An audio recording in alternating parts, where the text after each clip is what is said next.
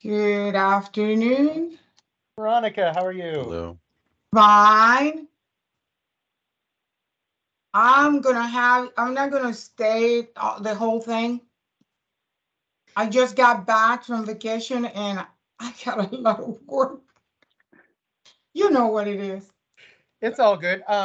When were you planning on jumping off? Just out of curiosity. Uh, Around 2:30.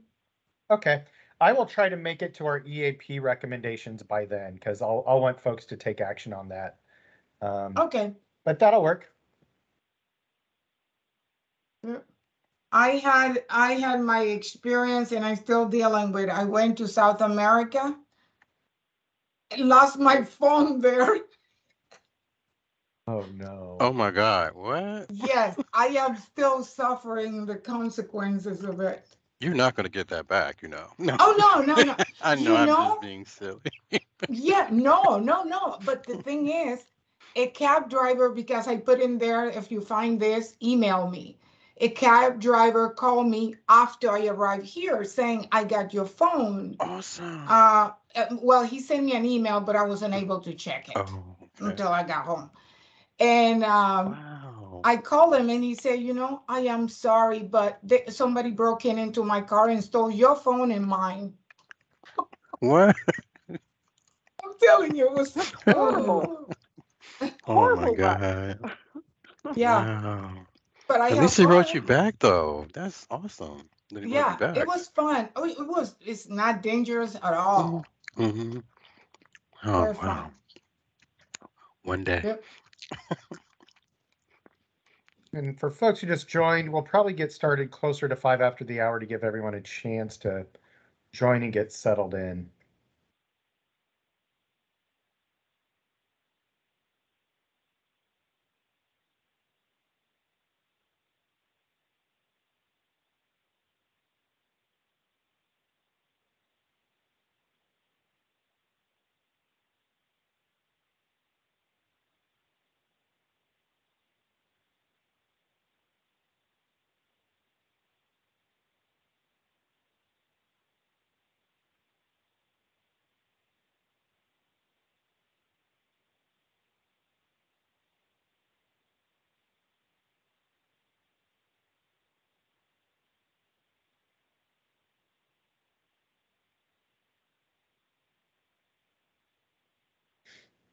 And for folks who just joined, we're going to give it a few more minutes.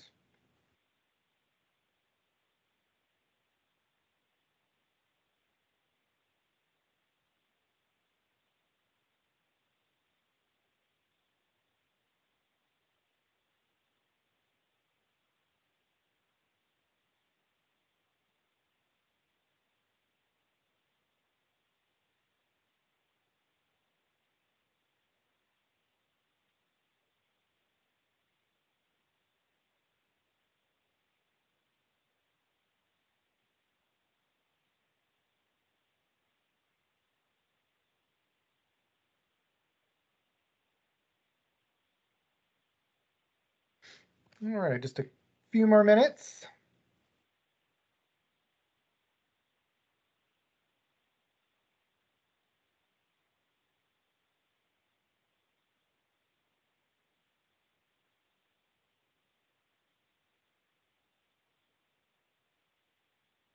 And while we're getting settled in, I'm just going to start taking committee member attendance now with the full agenda. That way we can really jump in and get going as soon as we start. So for the PMAC committee members, I have Veronica, Steve, and Angela so far. Has anyone else joined from PMAC?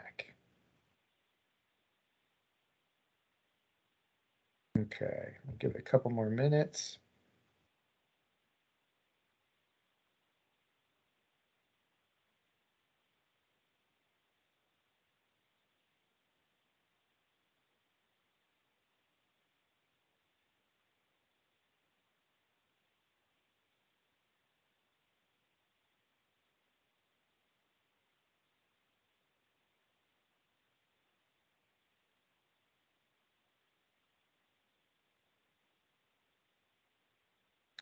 Okay, so one more time for the PMAC members.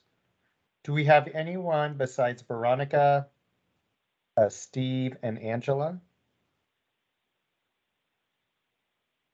No, Emily had a conflict. Okay. So, usually we have a quorum to take action. We had to punt that last month because the committee roster's a little bit in flux. We have a few openings.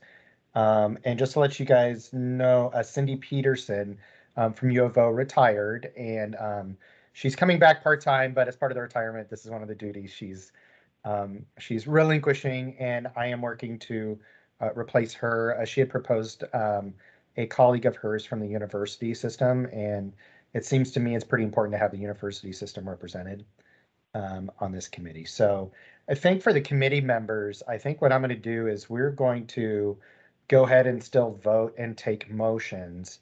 And then I'm going to have to do some homework afterwards over the next couple months. We may have to do some sort of cleanup action when we do have a quorum or more people. But I think we should still go through the meeting, vote. With the recommendations we'll be covering today, they aren't coming out of the blue. They're based on previous direction the committee's provided over the course of the past 6 months, as well as the presentations we've heard. So I feel pretty comfortable with that plan of attack, but let me hold it out to Veronica, Steve, Angela. Any concerns if we just do business as usual and they'll worry about the formalities afterwards? I'm good with that approach. Okay. I'm good with that. Yep, too. I agree. Okay, cool. Okay, so with that said, any other PMAC members join besides Veronica, Steve, and Angela? Once, twice. Okay, so welcome. First off, welcome to the meeting, and we have a really pretty full agenda today, and it's filled with some outside presenters as well as some recommendations I'll tee up for you guys to consider later on. Second, as usual, we've provided a link to the meeting stream via Microsoft Teams, as well as a call-in only option. Please use only one of these choices for your audio. And if you can remember, please mute your line when you're not speaking up. And then last, I'd like to give everyone a heads up that we will be recording this meeting.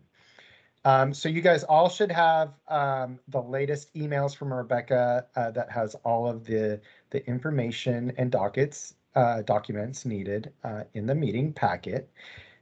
So first, I'm going to review the agenda. So if you want to follow along, pull the agenda up on your screens. I'm not going to share this. I'm just going to verbally go over it. So what we're going to accomplish for today, we're going to start off by quickly reviewing and approving the May minutes as well as the revised April minutes. We'll share a little bit of information about the most recent high-level or the high-level information regarding the most recent Worksite Wellness Coordinating Council meeting. I'll then turn it over to Stephen Nelner from Mercer, who is going to present updates to the Peb member wellbeing framework. I'll then ask each of you to react to the 2 EAP-related recommendations the U.S. staff to develop and bring back to you. We're going to have a slight change up in the agenda in that before we take a stretching break, we're going to have Cindy do the high-level open enrollment communications plan. And then when we return from the break, we're going to have each of Peb's medical carriers present information related to member communications and engagement that relates to our discussions over this year so far, the past 6 months or so. So with that said, let me survey the room. Any questions, comments so far? Okay, not seeing any. So let's turn our attention to the meeting minutes. So Rebecca provided revised April meeting minutes, which included some corrections that Emily provided last month. So why don't we start out taking a minute to review the revised April minutes, and then I'll ask you for approval on those.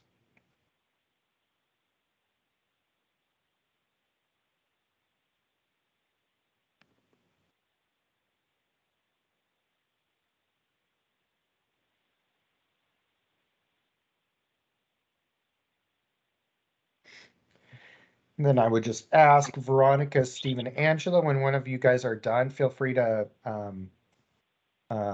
propose a motion to approve. Even with 3 people, we'll still have a motion in voting. This is Steve. I propose that we just do one meeting minute at a time, or we're both together. If you guys want to do both, we can do both. So let's do that. Let's spend another minute and review the May meeting minutes as well. And we'll just chunk it up separately if there's any additional revisions to either of the sets. Yeah, and I would just point out again, and I don't have a problem with this whatsoever, but within the minutes, a lot of times there's a tendency to add an S to my last name, which doesn't exist. But again, it's just a minor issue. Well, that's not a minor issue. It's your name. So, and that is probably my doing. I apologize. So that's true in the April minutes for sure. And it's in the body of the minutes, not in the attendance. Okay. Do the other committee members notice any corrections or needed revisions? No. Okay. If not, No. I think we can entertain a motion to approve with Steve's name corrected throughout the minutes. Is there a motion? So moved. Okay. Do we have a second? I second that. Seconded. Okay, we have Or a third. second and a third at the same time. So I know I heard from all you guys, but Steve, what say you? Aye. I always think it's funny if you were just to say no, like raise the motion. Right. Veronica, Yes. Angela, Yes. and do we have any other PMAC members who have joined since we started reviewing the minutes who would like to vote? Going once. Okay, so the minutes are at least tentatively approved. And again, any action we'll take today, I'll have to do a little bit of research to figure out how to just close the loop when we have more committee members at the table. Next agenda item, board updates and action items. We did not have a board meeting this month. And so I think, Teresa, if you want to just spend a couple minutes, maybe providing a high-level update on the most recent Worksite Wellness Coordinating Council meeting. I sure can. Thank you, Brian. Hello, everyone. Teresa Cross, Peb Wellness Manager. The other advisory group that is part of Peb is the Worksite Wellness Coordinating Council. They meet every other month. At their June meeting, they reviewed several things. One of them was the HERO scorecard that was reviewed by Dr. Noldner and myself, and I believe PMAC has also received a presentation on the HERO scorecard. The council also heard a little bit more information from the scorecard, which was on the mental health subscore. That Peb is the first organization to have taken the HERO scorecard and received results on that specific portion of the scorecard. Some of the discussion that came up was that council members were surprised at how low the numbers were for the mental health scorecard for Peb's numbers, and that we need to do more to improve our organizational and cultural support in this area. The other part of the meeting was looking at additional information that Canopy and Humberto Chacon from Canopy presented to the council on the use of the EAP, on use of Canopy services. And out of that discussion came a couple of recommendations that the council looked at and decided to unanimously approve, which were that the Peb board would initiate a contract renewal with Canopy that would go into effect next July 2023 that could result in additional service levels or restructuring the existing service levels to be more robust, such as adding more hours that would be available to agencies for things such as critical incident stress debriefings. So in effect, potentially expanding services that were available to agencies with the new contract with Canopy starting next year. The other recommendation that the council deliberated on and approved was that Peb staff would work with the Department of Justice to explore whether a Department of Justice approved contract template could be produced for agencies so that they could purchase EAP services that were not included in Peb's price agreement. So for example, if an agency wanted to expand services beyond what Peb already has in the contract for agencies, that we would be able to provide them with a ready-made template that they could use in order to enter into that contract with Canopy directly. And as I said, those two recommendations were unanimously approved of by the council. Thank you, Teresa. And to add to that, so those two recommendations, and if you approve the recommendations we'll propose today related to EAP, those two recommendations as well will all go to our board in July to take action. So just to let you know, we expect, if all goes according to plan today, that we will be in front of the board having them, approve or modify these recommendations. Okay, any questions for folks about the Worksite Wellness Coordinating Council or those specific recommendations? Okay, so we have stolen 6 minutes from the agenda, soon to be 5, and today I'm going to have to be a little more of a taskmaster, which you guys know isn't my strength necessarily.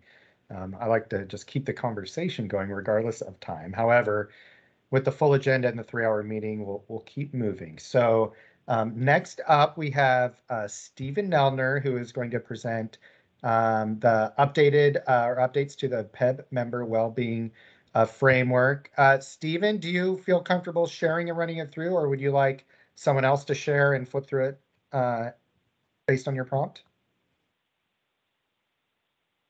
You're on mute, sorry. Katie, do you happen to have it handy to pull up? Otherwise, I will, but I can better see reactions if I'm not driving myself. But if not, yeah, just give me, let me just pull it up real quick. Great. So while you're doing that, thank you, Katie. I would just reiterate what Brian said, is that we are coming back to you today to give you a progress report on the well-being framework that we've discussed with you in the past. And I'm pretty excited to share, we're all excited to share with you things that you've done, both PMAC, the council, and the staff that's been working on these things as well. So we're excited that we're making good progress, and you'll see that we're ready to keep moving forward. And Katie, I'm sorry I put you on the spot. No, it's okay. I think I can see if this works. Okay, can you all see this? Yes, thank you. Perfect. All right. So if you would forward, please, to the next slide. So this is our overarching graphic here, just to visually represent a process that by design is not linear. And you can see the twists and turns in the road. And that just means that there's some intersectionality between the different components of this, some overlap. But indeed, we're wrapping up this very first phase of discovery, and today we'll have more feedback from the carriers when we talk about what they're able to do around helping activate their members to use their services. And we're transitioning to the strategy development phase, and we'll be talking more about that later. You can see the other steps that will happen throughout the course of time as well. Next slide, please. So we've used color coding here to indicate where progress has been made on different areas here. And this is a reminder, this is a matrix that is designed to show that indeed there's a lot of cooperation, collaboration that needs to occur among the different work groups that you're involved in and others are involved in to bring this all together, both in the planning stage and certainly in the execution stage. So we're primarily focused on the discovery and promotion right now, and you can see that the Health Equity Work Group has made progress on those items that have been attributed to them, reviewing proposed programs and services through the lens of health equity, and reviewing vendors on that organizational level regarding their DE&I strategies and initiatives. The Worksite Wellness Council is continuing to work on diversifying its membership. We've completed an inventory of existing workplace wellness policies and practices, which is part of this discussion and will be used in the strategy phase. And in process are some review of some proposed programs using, again, the evidence-based lens that we always use, and developing promotion and communication campaign to get the message out. PMAC is also working on diversifying its membership over the course of time. It has also completed an inventorying of the member-facing benefits, and also will be involved in supporting the development of a promotion and communication campaign for the existing resources.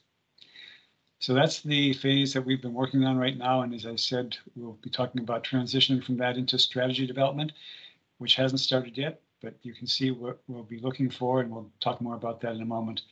And then, of course, execution will come later, but we've already noted that applying the health equity screening tool and other health equity resources to help view compatibility of programs and services with your health equity initiative is going to be an ongoing process.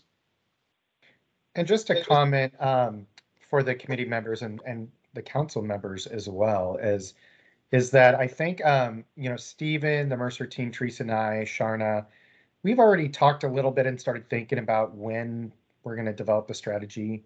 And so we have a much, even though it's an incomplete picture, it's more complete picture of the larger body of work than what you all have. And so I just want to, just let you know, it's okay if this doesn't make complete sense to you yet.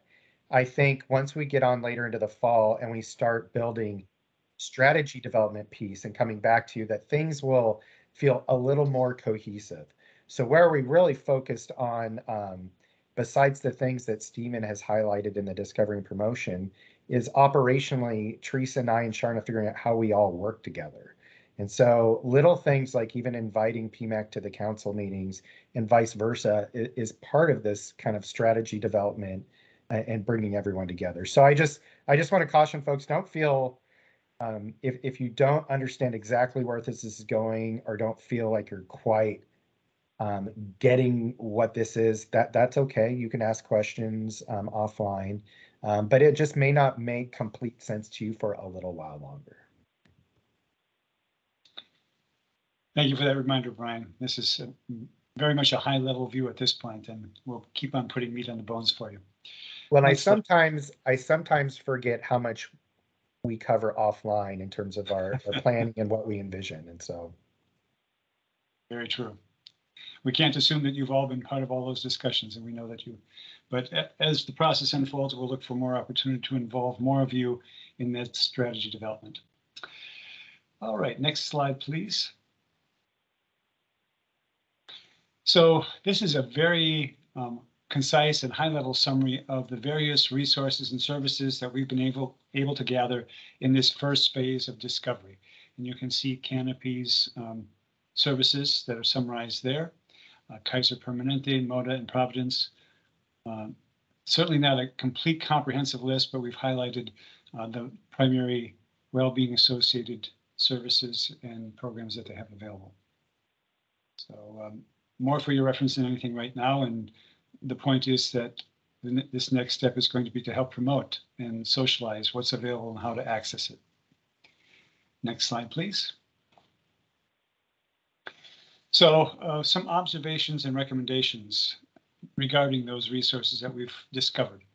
And I think the top observation on the left-hand side is something that we're talking more about today. Despite offering a number of resources to the members, the carriers generally have seen pretty low engagement rates so far. So that's a big opportunity that we'll talk more about today and into the future.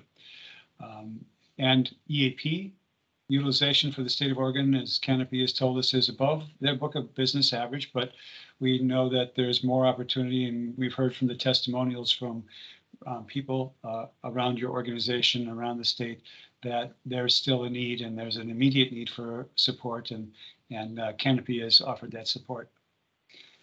Members shared mixed feedback on their personal experiences working with the carriers, including the long wait times to see specialty providers, low concordance with providers, and lack of modalities for care. What we mean by concordance, just as a reminder, is matching people with a provider that meets their needs, not only from a professional perspective, which is often hard to judge for an individual, but on a personal level. Do the does their background and their ability and desire to work with different genders, different identities, different cultures, does that meet the needs of the individual member? And at this point in time, there's relatively, the perception is that there's relatively low concordance with providers. And again, modalities for care, realizing that in some remote parts of the state, physical access to some services is very limited, and can there be better use of virtual opportunities? All of those things are opportunities for the future, we think. And then all carrier partners continue to increase their focus on providing that diverse set of providers to improve concordance, and also are training their teams on cultural competency. Some other recommendations on the right side of the slide for promoting these services. For the carriers, we've talked to both of your groups about this before, and the longer term vision, probably a couple of years down the line at least, is the desire to have a single unified wellness platform that everybody can access, so that we have a repository for activities and can track people's activities and can have everybody see essentially the same thing, but still the ability to segment the population in ways that we can direct people to their specific carriers and the services, excuse me, that they have available. We also have talked about how we can include EAP, behavioral health, and chronic care programs as activities that could be included in the HEM model, so that people get credit for actively participating with one of those kinds of providers. We believe it's important to identify and target communications, excuse me, first. I have a tickle in my throat here. Take a drink.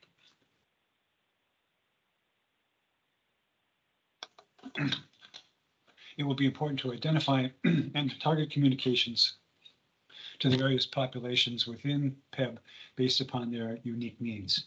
So personalized within the context of where do they live geographically, what are their associations within the organization, what are their cultural and ethnic and identity needs, all of those kinds of things we want to keep in mind. And a variety of modalities. We know that one size does not fit all when it comes to communicating. We also want to recognize that Uplift Oregon is a great partner and has a great opportunity to really influence and support and inform and educate people right when they onboard with the state of Oregon. They have 2-hour sessions with new hires where they provide an overview of benefits and resources, and we think well-being resources fits very nicely into that, and we're excited to have them as partners there. And as you see, we have a placeholder for our discussion today. We will update whatever recommendations may come from our discussion with the carriers today. And from EAP, clearly we know that Canopy has a variety and a multitude and a wealth of different services across everything from mental health to legal support and home buying support, and a whole bunch of different areas that a lot of people don't even realize and don't access. So how can we better promote those things? And how can we help key stakeholders? We're calling them stakeholders. What we mean by them are HR representatives, union representatives, ERGs, management figures, frontline supervisors. Give them the toolkits so that they can actually know what is available. And that doesn't mean they're going to be experts at it, but they have a resource to direct people to. And then Canopy has also offered the opportunity to talk with certain groups, HR groups or other stakeholder groups that could benefit from learning more about the services Canopy has to offer. And once again, a reference to continuing to work with Uplift Oregon to educate new hires on the resources that are available to them. So I'll pause there and see if anybody has any observations or comments about those observations and recommendations.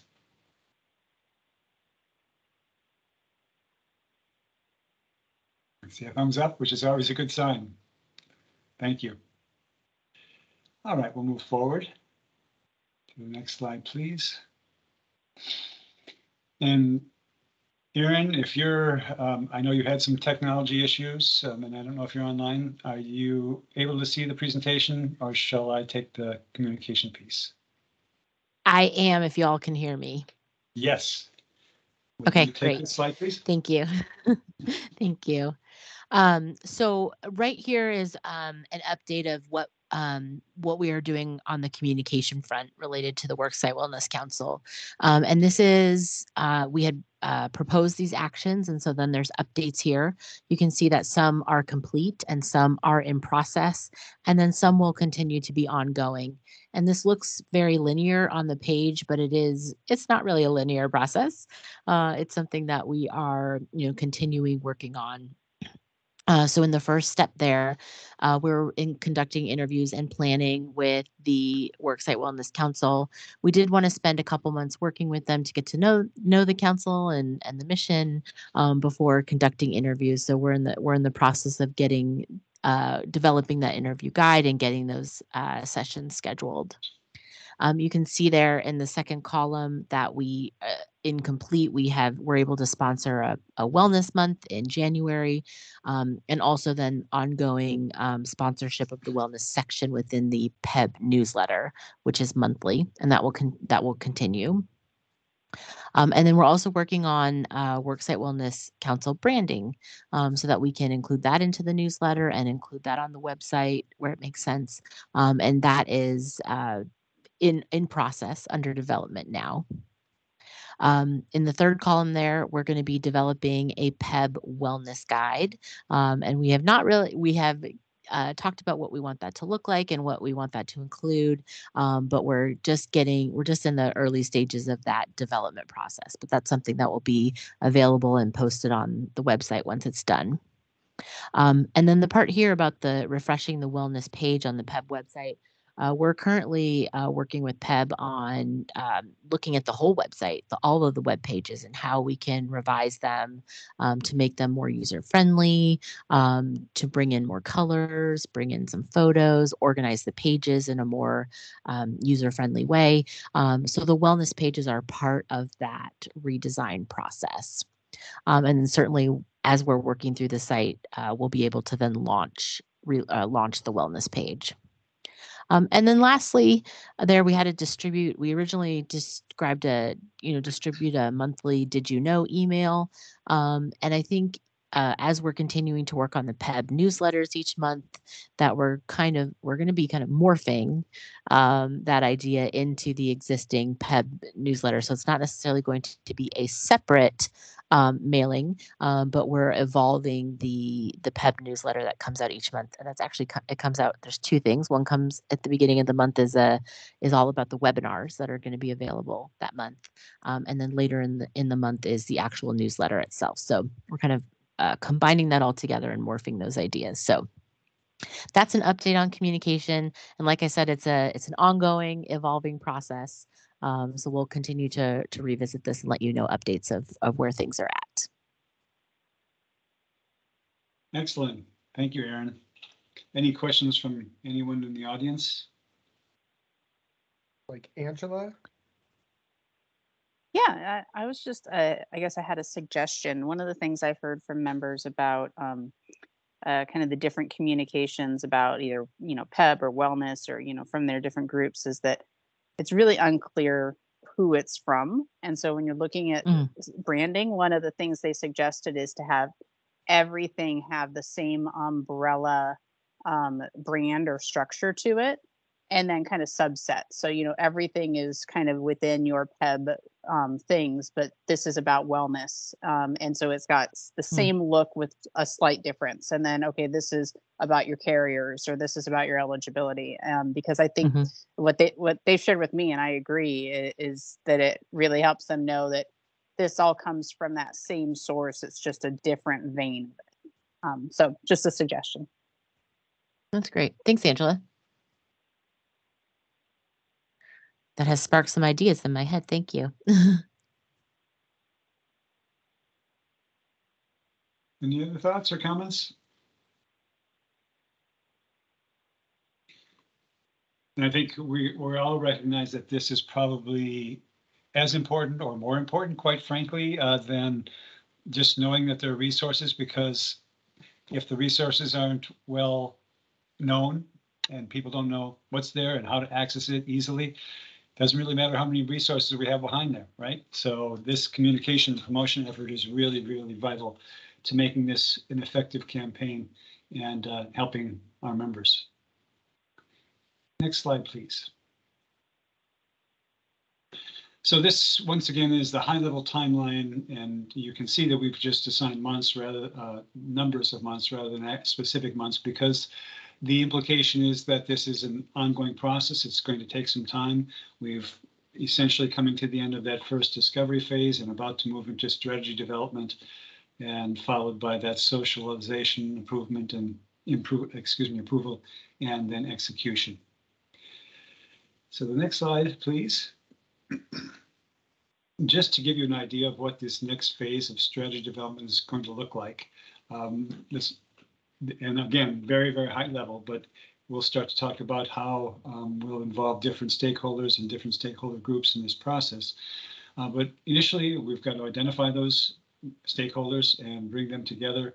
And we're going to look for a broad representation from the organization to ensure that we have as much representation as possible, as well as buy-in and support for the strategy that we finally seek to have approved. We'll want to confirm the governance structure. So who is ultimately responsible and accountable for monitoring and executing on the strategy?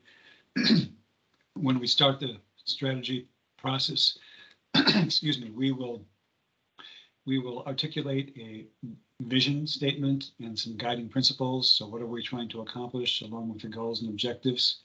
And then we'll actually work on developing a multi-year strategic framework. We're going to leverage the HERO scorecard results where we found what opportunities there are before us, and that will help us prioritize the focus of the multi-year strategy. We'll consider the health engagement model that PMAC has worked on for a number of years, and of course the communications plan. And we'll wrap around all of that a measurement and evaluation process so that we can really understand if we're making progress and where we need to make additional progress. And then the next step beyond the higher level strategy is a multi-year tactical roadmap. So this is now what specific actions need to be taken in order to achieve those strategic goals that are outlined in the multi-year strategy. And throughout this process, we will be outlining and gathering what we call business requirements for your well-being vendor partners.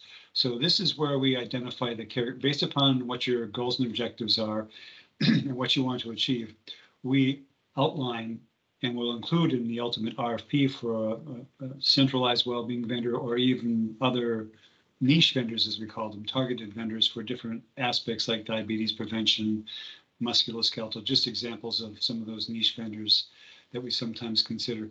The business requirements will help dictate what those vendors should be able to do for the state and for Peb. So all of that is part of that strategy process.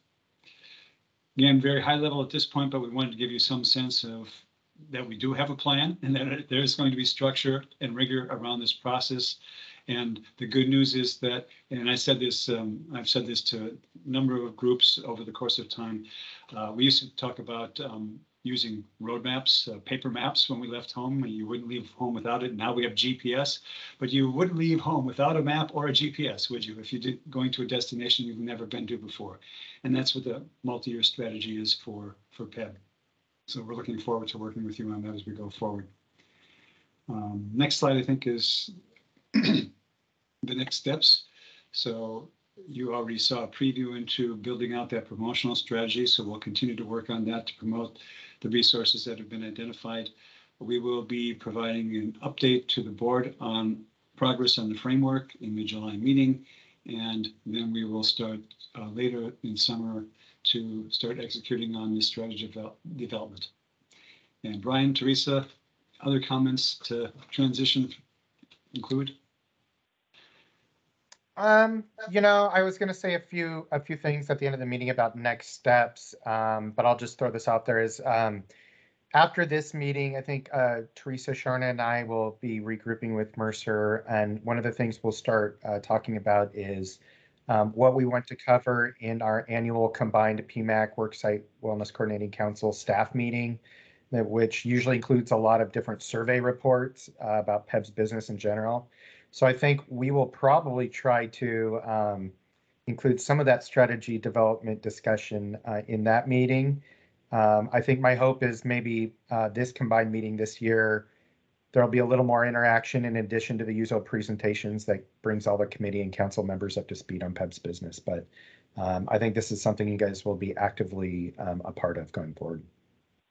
One thing I just wanted to say, and I don't recall if you prefaced this, Brian or Dr. Noldner, is that what PMAC and this group have just heard will be presented to the Peb board at their July meeting, because we're going to be updating them on the progress made to implement this. So you're getting a little sneak preview. So we definitely want to hear from you if you've got any questions or other ideas that we want to put into this for the board to hear.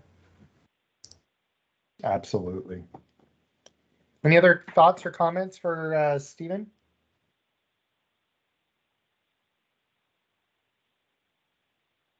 Okay. Thank you very much, Stephen, and Aaron and Katie. So next up, I believe we have me.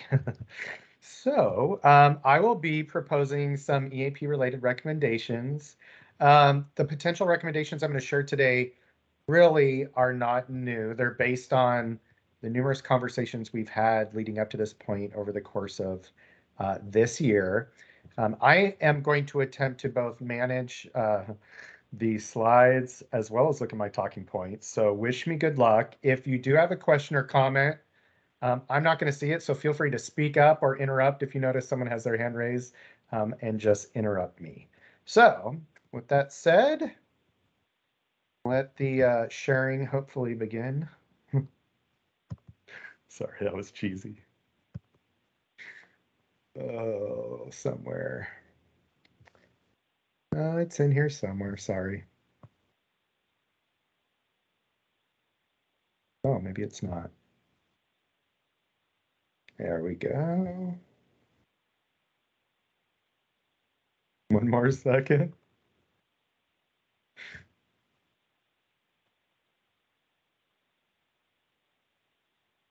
Having a little bit of a PDF issue.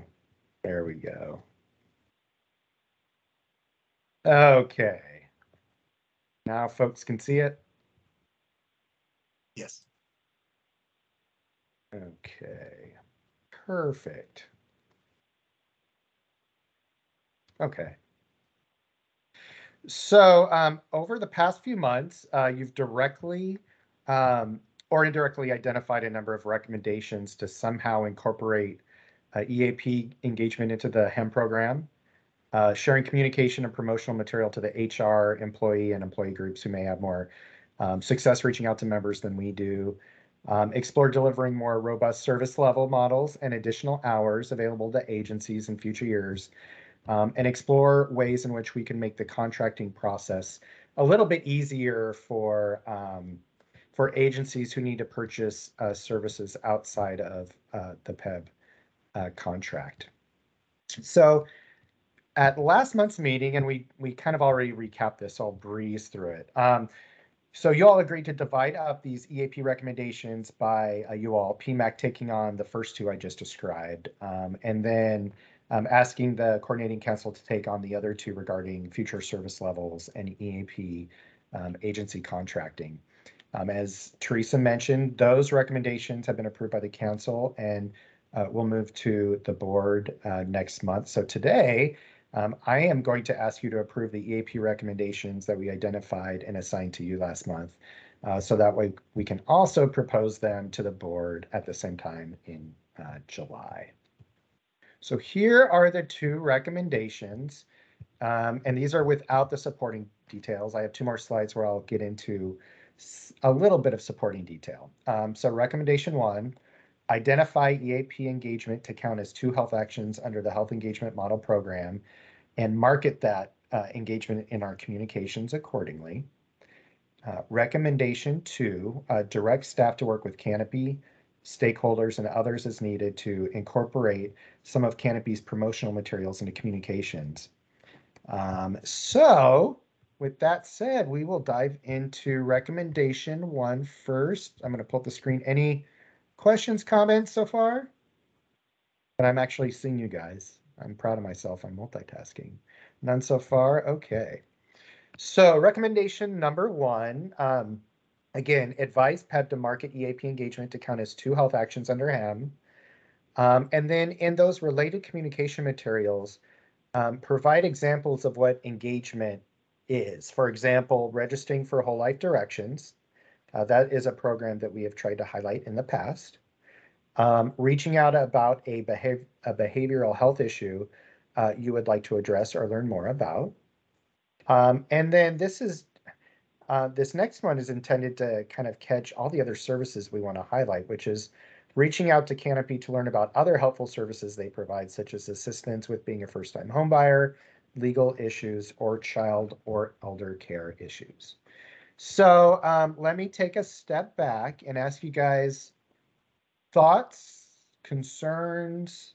What do you think about that recommendation? And I open up not only to PMAC, but if other people have thoughts as well, please jump in. Angela? Yes, thanks, Brian. So I have 2 thoughts. I think it's a really good recommendation and I support it. But first, I think that we need to make sure communication about it is super clear, that whatever the member does to engage with EAP is not shared from EAP out to anyone else. So, you know, it will just be the fact that they did that engagement, and that the nature of that remains confidential in their business. And then the second note is kind of going back to what Teresa touched on earlier about how agencies could have different kind of array of services through their EAP, that we make sure there's clarity for each agency what that menu of offerings is for employees, so that when they do reach out to EAP, they know what they have to choose from. Because if it's not consistent from place to place, that can make that challenging. So am I also hearing that maybe we want to explore not only just the member communications, but if we have the capacity or if we can find the right audience to send something similar but packaged differently to like HR management, so they can kind of train the trainer sort of deal? Yes, that would be great too.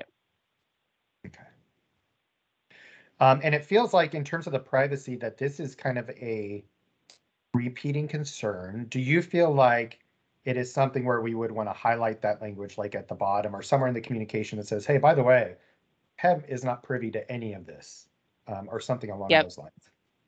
Yeah, I think anytime we talk about EAP, we need to do that, especially for the situations in agencies where it's leveraged more for mental health issues. Perfect. Okay, great comments. Okay, and I think, is it Christopher McDonald? Yes.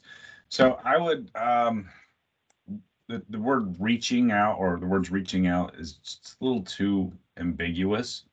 In my opinion, I would probably define that a bit more. I mean, reaching out, I mean, I could call and leave a voicemail at EAP and then not call me back. Would that count? You know, so that's just one of the things I noticed that kind of jumped out to me, is maybe being a bit more specific on what it is that you would like to actually see. Perfect.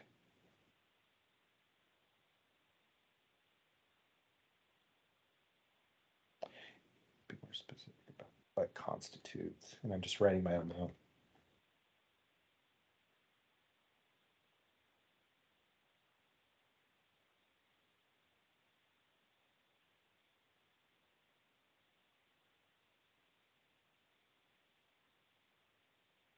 Okay. And to that end, about that, we can certainly define what constitutes engagement. One thing about the HEM program is we don't audit these actions, and we don't define a limited list of what health actions can be. So what do we want to, while we're defining what engagement or reaching out is, do we still want to leave a little bit of room so that if a member calls and even gets information, that would count as 2 health actions? If they're actually, you know, any sort of interaction or retrieving information, does that make sense? And I'm not pushing back. I also want, you know, if a member makes an effort even to reach out and they get a little bit of information, again, I think based on just what we're trying to accomplish with him, that might suffice. But what do you guys think? Any strong thoughts one way or the other? I'll jump in and say that maybe just update the language to say like engaging with the EAP provider about a behavioral health issue or something, so that, you know, again, because we know it's not audited and measured at this point in time for, you know, did you really do the HEM activity? But at least it's language that makes someone believe when they're doing it, that really means I have to take the full step of, you know, at least having an appointment or a consultation. Okay. So do you think part of that definition of engagement is just, regardless of how you engage, anytime you're like retrieving information or gathering information about EAP, that should count, right? I mean, I think at this current stage of HEM and how the model is working, yes. Okay. I think that we would want to look at that further in the future HEM model. Okay. And then to Christopher's point, though, we'll just want to make sure the way it's written that it doesn't raise more question for members than it answers, right? We want members to have a little bit of wiggle room, but obviously if it's too ambiguous, then our staff might get inundated with questions about what does this mean. So Christopher, do you feel based on this conversation we're heading in the right direction? Yes, I like the engaged okay word as opposed to reaching out. Okay, perfect. Brian, this is Veronica. I think maybe having a glossary of terms that it define what it means to engage, what it means to outreach, so staff have the same consistency on the information that they get, and they understand what is the meaning of that. Okay. And I do like focusing on the term engagement. It feels like that's what we're getting at. Okay, so any other thoughts or comments? So what I'm hearing is there a motion to approve this recommendation as modified to address highlighting privacy concerns, being more specific about what constitutes outreach or engagement, and also making sure we communicate to HR folks and management? I support that motion. Okay, and Steve supports that motion. Do we have a second? Yes, Veronica here. Okay, and then before I ask for a roll call, I'm going to put Cindy on the spot. I mean, do you feel like just based on the conversation, you need any more specifics, or we need to get more specifics? Or do you feel like this is clear enough for us to move forward if the board approves? I think it's clear enough to move forward. I really like that engaging. That terminology is very action oriented too, so much less ambiguous. Yeah. Okay. This is Veronica again. Coming from a diversity, equity lens, engagement means two ways of communication. Meanwhile, outreach is one way, dumping information. So I love it. Thanks. And actually, I just love the way you described it. Yep. Perfect. Okay. So we will move on to the next recommendation. Okay, so the next recommendation, again, same sort of, I would say, flavor, is to advise Peb to share Canopy's promotional material with key stakeholders and to assist in updating related stakeholder EAP communications. So this would be, for example, with Uprise. And then PMAC also advises Peb to share Canopy's manager toolkit with key stakeholders. In terms of details, who are these stakeholders we're identifying so far? We've talked about HR staff, Uplift Oregon, and ERGs and or other identified employee groups. So again, let me step back. Thoughts, reactions, concerns? This one is almost a little more high level of a recommendation. So what's your reaction?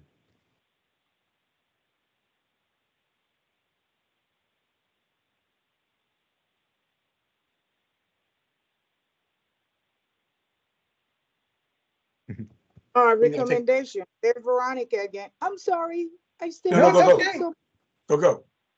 I think in key stakeholders, employee resource group or other identified employee groups, I think we need to make it more diverse groups than ERGs, because not everybody has ERG. We have committees, we have councils. So I don't know. That's my recommendation for now. Okay. And thinking out loud, since it's hard to envision us, when I say us, Peb, or any one person ever knowing exactly the full list of agency groups here or there. So for this type of recommendation to be successful, do we almost just want to compile the promotional materials and toolkit in one place, so that way, as we come across agencies or areas or groups, either we can send the information along or even make it available to PMAC and the council. So as you guys work with various groups, you have that available to you and you don't have to ask permission to send it on. Do you think that would be beneficial as well? I do. Because again, the impetus for this has always been, everybody kind of vaguely knew about EAP, and they didn't really know the breadth of the services that were available. So anything that would have a toolkit that includes all of that and has availability within their own agency where they are, they know where to find it. That would be, I think, really go a long way to help our members. Okay, and I think, are there other comments? Angela?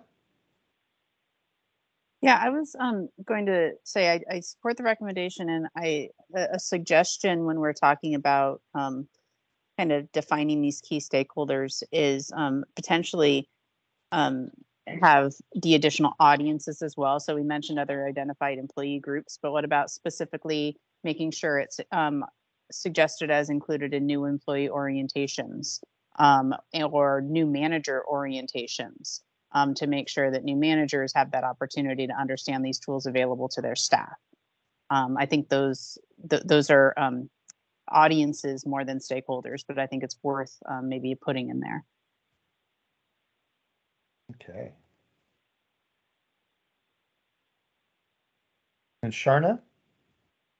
Thank you, Brian. I just wanted to bring up the Teresa and I are working on reaching out and gathering a list of statewide, across the different state agencies of diversity groups, affinity groups, and ERGs. So we should be able to share that should PMAC or Wellness Council want that. Perfect. Okay, other thoughts or comments? Okay, so I think what the recommendation would be, I think I will ask whether there's a motion to approve the recommendation as modified to make sure we make the information available to other groups that we identify, and to work with groups to try to get this type of information added at specific touch points like new employee orientation. Did I cover that feedback? And if I did, is there a motion? Make a motion to support that recommendation. This is Steve. Okay, and a second. This is Angela, seconded. All right. Okay, so for roll call, Veronica? I'm fighting with my mouse. Yes. Yes. All right. Steve, Veronica gave 2 yeses. Steve, how many do you give? I see you and raise you. All right, so that's a yes from Steve. Angela? That would be 1 yes from me. I'm going to underbid. Okay. Like $1 on Price is Right. And Lisa? Yes. Perfect. All right. So I will stop sharing. For now, I'll go back on camera. So we are still doing well on the agenda. Cindy, I think we're ready for your presentation. I believe we have you on for, is it 10 minutes? So why don't we turn it over to you, and then after Cindy's presentation, we will take a break. Okay. So yes, 10 minutes, Brian. I promise not to go above that. Well, all right. I can't really promise that, but I'll try. I am going to go off camera and I will share my screen now, just because I don't like to look away from you while I'm presenting. So can everybody see that? Maybe I'm going to go off camera. Yes. Yes. There we go. Okay. All right. Wonderful. Okay. So Brian asked me to kind of give a high level-ish a summary of our open enrollment communications for this year. I'm going to add a little bit to that. If I can. Okay. So first I wanted to kind of introduce our communications team and tell you right off the bat that Bill Banasek, who has been our Peb communications specialist for a few years, is retiring August 1st. So that leaves kind of a big hole for us, and it's in the middle of open enrollment. But he has agreed to come back for a couple months after he retires to help us finish that out. Jackie Cowsill has primarily been our OEB communications specialist, but she has been helping us for the last several months with Peb, and so she's going to jump in and help us as we finish open enrollment too. And then Amy Bartlett, she is our digital communications specialist, so she works primarily with webinar support and also our website. So she's the one that updates the website with information. She also creates our forms, makes them fillable, gets those published on our website too. So a really good team. So we're just going to talk about a few things today. Monthly communications, as Erin Ward mentioned, we are updating our web presence, and then we'll go through the open enrollment timeline and communications, and then just touch on the virtual benefit fairs. So we do have communications that go on all year long. And let me just take a step back first and say we're very fortunate to be working with Mercer. A few years ago, the board requested that we put together a full strategic communications plan.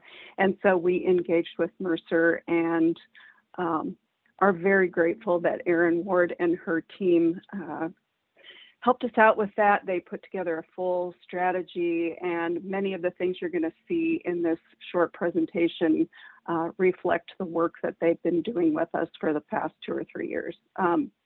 I tell her every time I talk to her that I just can't say enough about the work they've done with us, and I think you're going to start really seeing that engagement with them.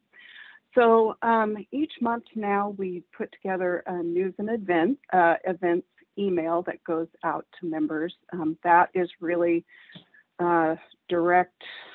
It was a recommendation by the Secretary of State's office that we provide better benefits education to our members and also wellness information, along with information about the board and the work that the board does for members. So this news and events kind of incorporates all of that information. We take topics and themes each month, but anyway, you hopefully have been seeing that come out monthly. We also, along with that, post those articles on our website. There's a specific page for the news and events content. It then is an on-demand resource for people to access throughout the month if they want to go back and read articles. And at the beginning of each month, we promote vendor-hosted webinars. So each month, Mercer reaches out to the carriers and our wellness vendors and just to see kind of what webinars they're going to have for the upcoming month. We set out the schedule at the beginning of the month. Members can tune in live, or all of them are on demand, and we keep that posted on our webpage so people can go back and access it. And Brian, if people are raising their hands to ask questions, please let me know, okay? Because I'm not as good as you, and I don't know if I can see it or not. So the updated web presence, Aaron I didn't mentioned catch that this. last part. Did you say you're not as good as me? What? Of Sorry, I was course, just you'd have taken me. back. Like, an I admission in know. a I'll public put it in meeting. writing. I'm just... It's not in writing though. Anyway, as Aaron mentioned, we are updating our web presence. We, as part of that strategic plan that I mentioned, our web presence was really an area of focus. To that end, a few months ago, I think early this year, Mercer hosted some focus groups. We actually reached out to Peb members. We gave all Peb members an opportunity to participate and had a pretty good turnout. I think we had 2 separate virtual sessions and got a lot of really great feedback. And so Mercer right now, they've pulled together the recommendations that the focus groups made, and they are, as we speak, working on those pages. So yesterday we met with them, and I think you're going to be really happy and surprised at the new look that we're going to have. And I think it's going to make things a lot easier for members as they're trying to access information. So the kudos is just to say thank you again to the Mercer communications team, because they've just been fabulous to work with, and the amount of work that they're getting done is incredible. So open enrollment communications, which I think is the primary focus for today. We do a variety of things. This is I think our 3rd year that we are doing most things via email, electronic, website, as opposed to mailing out packets. Several years ago, we would mail out the open enrollment guide and the summary of benefits. And once COVID hit, and I don't know, it was just easier to do things virtually, and members have really taken to it. They do still have an opportunity to print things, but it's actually saved us a ton of money on printing and postage. So we've just continued on with that because it was so effective. So we do have member webinars. Those are scheduled in September and October. And Linda Fries, who's the benefits manager, she leads those, kind of does a presentation from the benefits team and what's new for the coming year. And then the carriers, who you're going to hear from a little bit later, have put together recorded information for each of their programs and plans. So the sneak peek, that's going to be coming out. We call that What's New in 2023. It's going to be a newsletter again this year. That'll be mailed out in August, and that's going to cover all of the benefit updates for the upcoming year. Along with, shortly after that in September, we'll send a full email that will kind of outline the enrollment process, the instructions to staff. The one thing that we are going to mail out is the summary of benefits. That is that big, huge side-by-side plan comparison. It compares all the medical plans, dental plans, and vision plans so that people can actually have that in their hands and look at it. That was the one thing that they requested that they wanted to continue to get by mail. So we send that out. The enrollment guide, we're actually just sent our designer some edits and updates for the upcoming guide. And so we work back and forth with them. We plan to post that in September. There will be an English and a Spanish version of that. And we are going to use ZMAG technology. I don't know if you're familiar with that, but it's kind of like a booklet you can flip through. You can go to the table of contents, click on a topic, and it takes you directly to that page. It's pretty cool. And then we'll also have a PDF so people can print the book if they want to actually have paper in their hands to review it. Used to be when we were in the, yeah. Oh, quick question. So, so I see that we typically will provide both English and Spanish. If we get requests for other languages, do we have the ability to use translation services? Yes. Yeah, we typically, I don't recall ever getting a request for the full guide to be translated for someone, but if there's a need for it, we can do that. Yeah. So it used to be when we were in the office, we would print posters and we would send them out to agencies and they would post them on the walls. And well, come to find out you don't really need print posters if nobody's in the office. So the need for those has decreased, but we still have designed a poster and their self-print is available. So if agencies do, or most of their staff are in the office and they want to put posters up there, they have the ability to go in and print those for their office. And then there are a ton of informational and reminder emails. We have tried very hard to find the right balance of enough but not too many, and we get a lot of feedback from members. Stop sending us that. You didn't tell me that. You didn't send me enough. And so it's a challenge each year, but we do want to make sure that members know what their requirements are and what they're obligated to do so that they have their benefits going forward and they're the benefits that they want. So I just want to throw out there, if any of you have feedback, you can email me directly. Brian can give you my email address because I don't think I've included it on here. And because I'm interested in figuring out the best way to do that and get the right balance. So, and finally, we are having our second annual virtual benefits fair this year. Mercer worked with a vendor to put together this virtual fair last year, and it was very well received. It's pretty cool. It kind of gives you the same experience you'd have if you went to an in-person fair, except for you could do it from your couch online. So they're already working on it. It'll have the usual in-person features, vendor participation, booths, handouts, giveaways. Each carrier will have their own booth. So we have a chat feature that's available. So if people have specific questions, they can reach out and the carriers will respond to them. It's primarily open during open enrollment, but then we do publish it on our website so that new members or people are being recruited, partners, anybody can access that information all year long so they can reach out to get benefit information. So we did use the platform last year, and I recognize that you can't click on this, but we can share the link with you, or you can find it on our webpage for the 2022 benefits and take a look at it because it's really pretty cool. And that is what we're going to do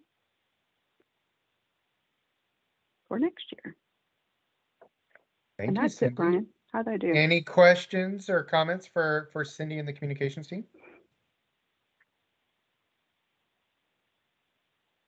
All right.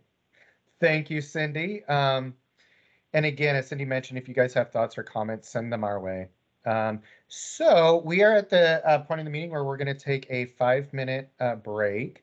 We'll reconvene at about 16 or 17 after, at which point I will do a quick 2 to 3 minute intro to our 3 upcoming medical carrier presentations.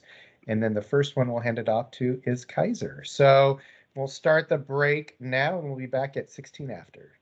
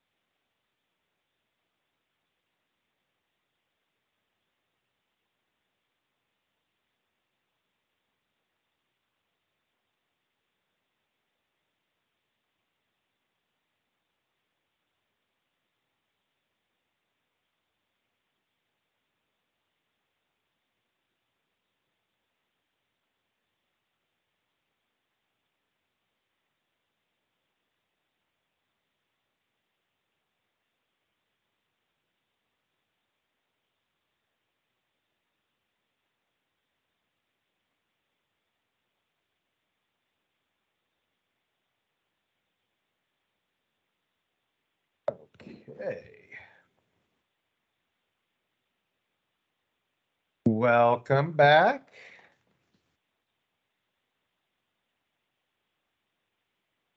So, next on the agenda. So before we hear from Peb's 3 medical carriers, starting out with Kaiser, I thought I would just give a little kind of background information. And this is somewhat of a repeat, but I think context is important. So as you may recall, earlier this year, we invited the medical carriers to present to you guys and share some information about the type of programs they have available, as well as some information about how much the programs are being utilized by our members. Mercer followed up with the medical carriers after their presentations and asked them to attend the next few PMAC and coordinating council meetings and to be prepared to come back with more information later on, which is where we are today. And more specifically, Mercer and Peb asked the carriers to think about a number of things, including, does your organizationally proactively reach out to members about these programs? If there's a diagnosis or determined need, does a letter or call go out? Do you do any mailings direct to members on programs? And then what questions do you have of the committee and members to help you better identify more meaningful ways to outreach to members? So with all that said, I will now turn it over to Kaiser. I think we have Carrie Davino, Sapari Sturdivant, and Troy Marco. And again, I think we have allotted 30 minutes for each of these presentations. So I will turn it over to you guys, and then you guys can take it from there. And do you feel comfortable sharing and managing your presentation? Yes. Perfect. All right. Perfect. Well, I'll kick it off while Troy pulls the presentation up. Thank you, Troy. Just do some quick round of introductions. First, a quick apology. One of my screens went out this morning, so my personal IT support, aka my son, helped me connect my screen to our TV. So I'm seeing you in kind of huge images right now. So I apologize if I'm looking up, but I'm not staring into space, just looking at the presentation. But just a quick round of introductions from the Kaiser Permanente team. I'm Sapari Sturdivant, one of the account managers who support the Peb account. And turn it over to Troy for a quick intro. Hey, hello, Troy Marco. I am another account manager that supports the Peb and OEP accounts. Perfect. And Dr. Davino. I'm Carrie Davino, and my area of expertise is in non-occupational disability and return to work. I am a methodologist and medical director for the leave of absence medical review team, where we apply evidence-based criteria to determine medically appropriate time away from work. I'm also one of the physician ambassadors, and I'm honored to be here to present to you today. Thank you. Perfect. Thanks, Dr. Davino. So just wanted to start off by saying thank you so much for having us back to share additional components of our well-being strategy of member activation and engagement and promotion. We appreciate your time and your commitment to ensure that Peb members are aware and have access to the many programs and resources that we have available to support the health and wellness, their health and wellness journey. So what we would like to share with you today is our unique systems approach to support and engage members in their total health. So please feel free to stop us at any point during this presentation to ask questions. And so with that, I'll turn it over to Dr. Davino to kick us off. Thank you. I want to start by saying that our approach to total health and well-being is through a value-added strategy. If we can go back to the other slide, and this is the foundation or the backbone of our services, our differentiating product. This is really our integrated system. We continue to innovate and find ways to increase value for every member, and that value can be measured. Our metrics speak to this. Our offerings are not transactional. What we offer is a long-term relationship, and sometimes this can be difficult to describe when there's not a whole lot of tangible bells and whistles attached to it.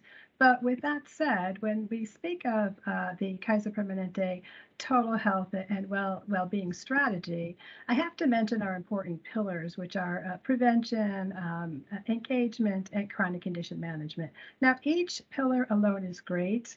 All three pillars together, however, in our integrated system is what makes us unique. And I'll define these as we go along. But first, highlighting our uniqueness, our care delivery is truly an integrated care delivery system.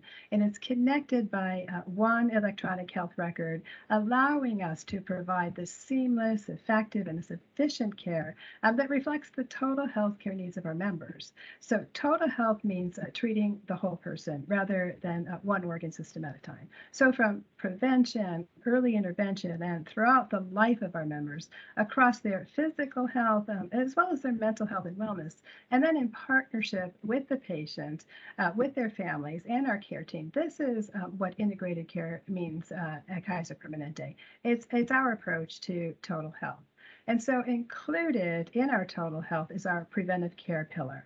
And this focuses on preventive tests and vaccinations that keep our members healthy, as well as the cancer screenings, so that we can detect any potential problems early on when a condition is more easily treatable and oftentimes less costly during those early stages of the condition.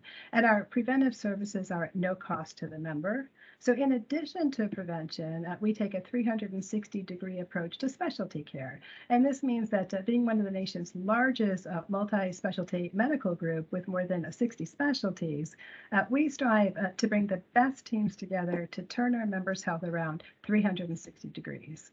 And again, our connected system means that we can tap into the expertise of over 20,000 doctors practicing with Kaiser Permanente nationwide.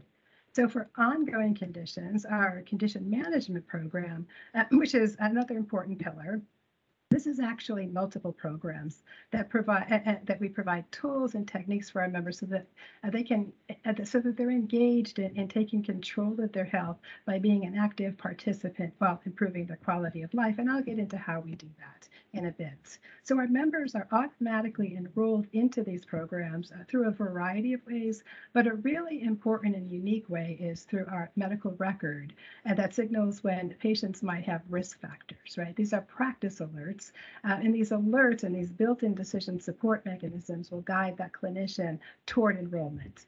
The alerts, another really nice feature of these alerts, it allows us to provide continuous and reliable patient monitoring and outreach.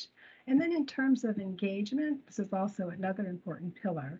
We have a multi-pronged engagement strategy that's monitored and it's measurable, and where we provide data annually on member engagement. We define this as the measure of health awareness. We're looking at how often and how active members are at using our wellness and our health management tools. And providing our members with these tools to engage in their own well-being means that they can avoid oftentimes unnecessary office visits and time away from work. That's real value that you can see. That's real value that you can feel every day in the workforce, in the workplace. It goes hand in hand with our focus on prevention and early detection. And I can go on into great detail on how we actually measure and score engagement, but briefly I do want to mention at least 5 of the major categories of engagements that we measure. Each of these categories have multiple activities, and generally when a member completes at least one activity within that category, it means a member is engaged for that category. And so our 5 categories are getting connected, and this is measured by members registering and signing on to kp.org. Knowing your numbers is another category, and this is measured by a documentation of BMI, of blood pressure, and exercise as a vital sign. Which is actually, we were the first in the nation to include exercise as a vital sign into our electronic health record. Staying up to date is another category, and it includes immunizations, cancer screenings, flu shots, cholesterol, glucose screening. And then seeking care, this is measured by the number of outpatient visits the patient might have, how often our members are connecting with our advice nurse service, how often members might be sending secure messages to our providers through kp.org, and then filling prescriptions online, or even checking lab results online. And then the 5th category is improving health.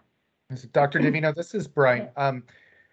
question. So it seems like a central part of the member experience is the electronic medical records that Kaiser has.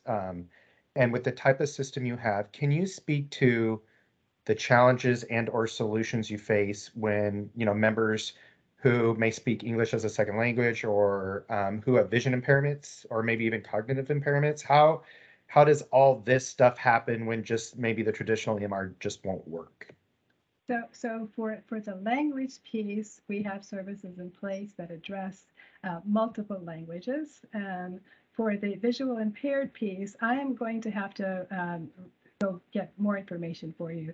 I don't have that information at the tip of my fingers, unless Safari does. And that's okay. I expect we may have a number of questions for all the carriers that may require kind of some go back research and report back to it, and that's completely fine. And that's an excellent question. So thank you for asking that. So the fifth category is improving health. And a few examples of those include things I think that you're familiar with. It's our total health assessment survey. It's signing up for healthy lifestyle programs and then receiving wellness coaching by phone. And so our well-being programs and our resources are provided from that total health perspective. And again, it spans from prevention, social and emotional support, which I'll talk about, and then chronic condition management. And our integrated system allows us to create care plans that are highly individualized and based on the specific and the unique needs, including their physical, mental, and social needs. And so as you can see on the right of the slide in the circle diagram, the patient is at the center of a whole array of services. Our care teams are highly skilled, they're deeply experienced, and they're supported by tools and technology that help us deliver even more enhanced care. And this is where our telehealth care options have enabled us to expand access and to improve convenience for our members. Telehealth has really broken down barriers that would have otherwise prevented members from accessing care in person. And our telehealth success can be attributed to our solid telehealth infrastructure, for which we've had in place for over 10 years. And so it made that transition at the height of the pandemic a natural and an easy one, where other institutions might have struggled. And all of these services in that wheel, they're all designed to meet the needs of our members, to meet them where they're at in their personal health journey. They also include non-clinical resources that we'll be talking about. We support members experiencing symptoms who might not yet want to seek support, but rather just want to seek information. Our services support members who want to improve their overall emotional well-being. And of course, our full spectrum of services are available to address members who are actively seeking support. Again, we're meeting and engaging with members where they're at. Next slide. So Kaiser Permanente's unique coordination of care allows us to manage and to deliver care across the full continuum. We proactively identify at-risk members early through our disease-specific registries, through hospital and outpatient visits, through pharmacy records and lab reports. We conduct outreach. We implement targeted interventions that reduce hospitalizations and improve outcomes. And all of this data is derived from our electronic medical record. For preventive services and screenings and referrals, preventive care, as I mentioned earlier, is one of our important pillars. It's an essential part of our integrated care delivery. And it includes well care visits, immunizations, screenings.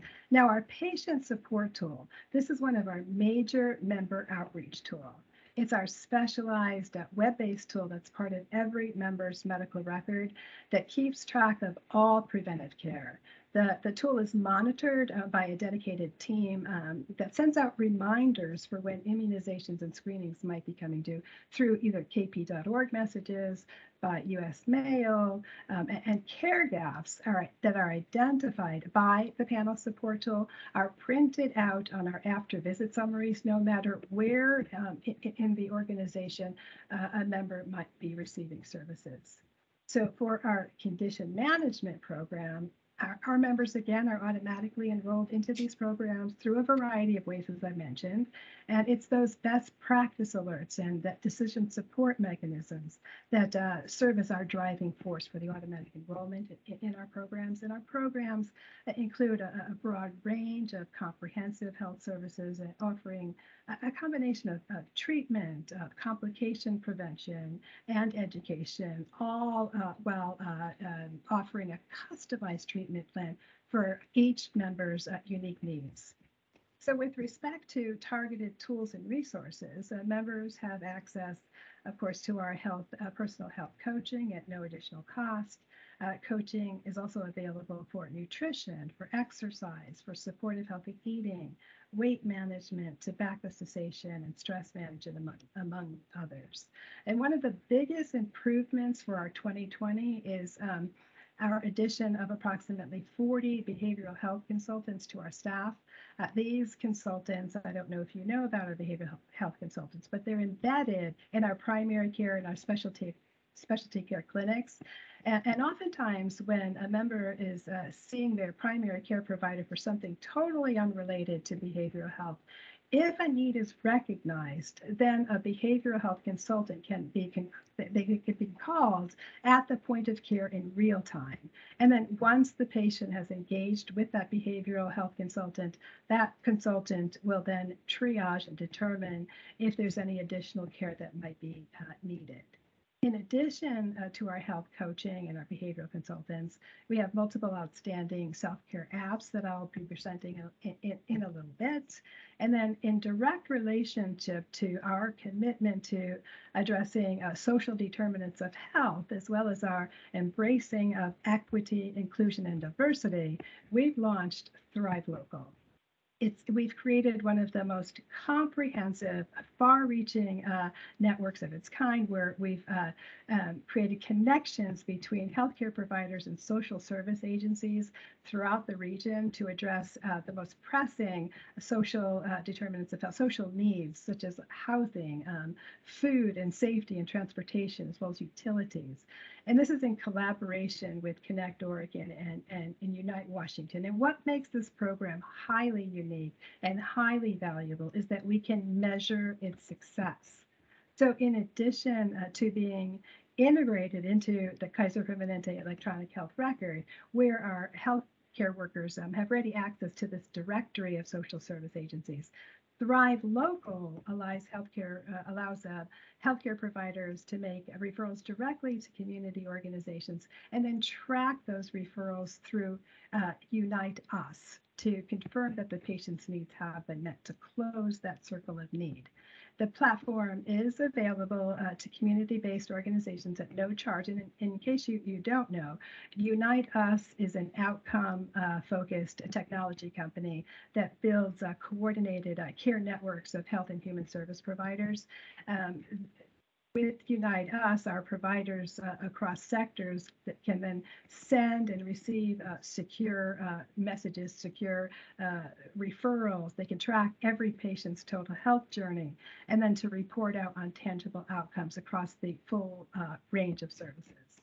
And it's all centralized, it's all cohesive in one collaborative ecosystem.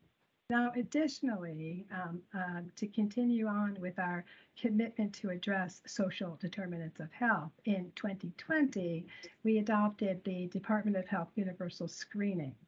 It's a social health screening with the goal of screening 70% of Kaiser Permanente's members within 3 years.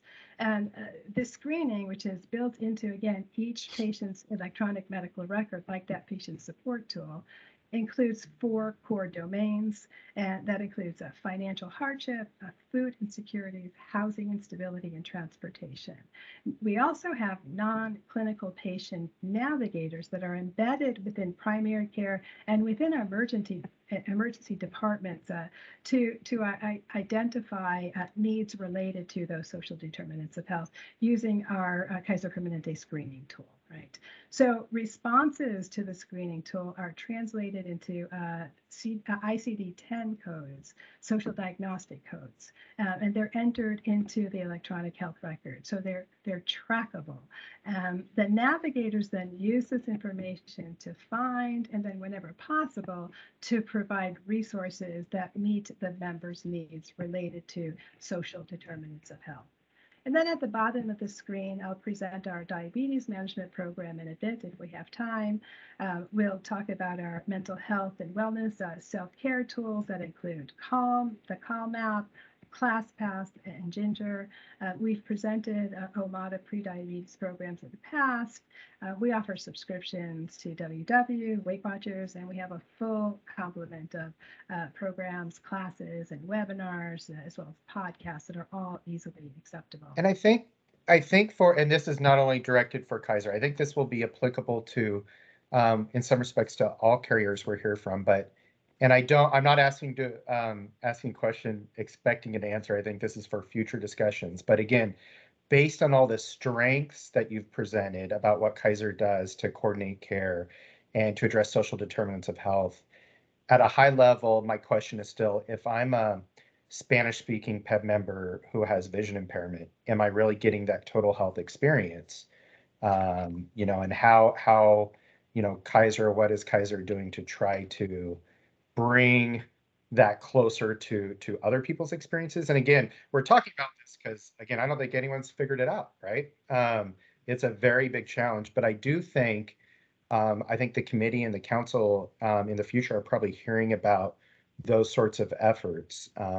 And also in the future, it may be helpful to come back and maybe illustrate how all this works through a member story, even a fictitious member story, that doesn't have barriers versus someone who's just dealing with a lot and how you work with them. So other similar comments from PMAC or the council? Is that something that you guys are interested in dealing with or addressing later on?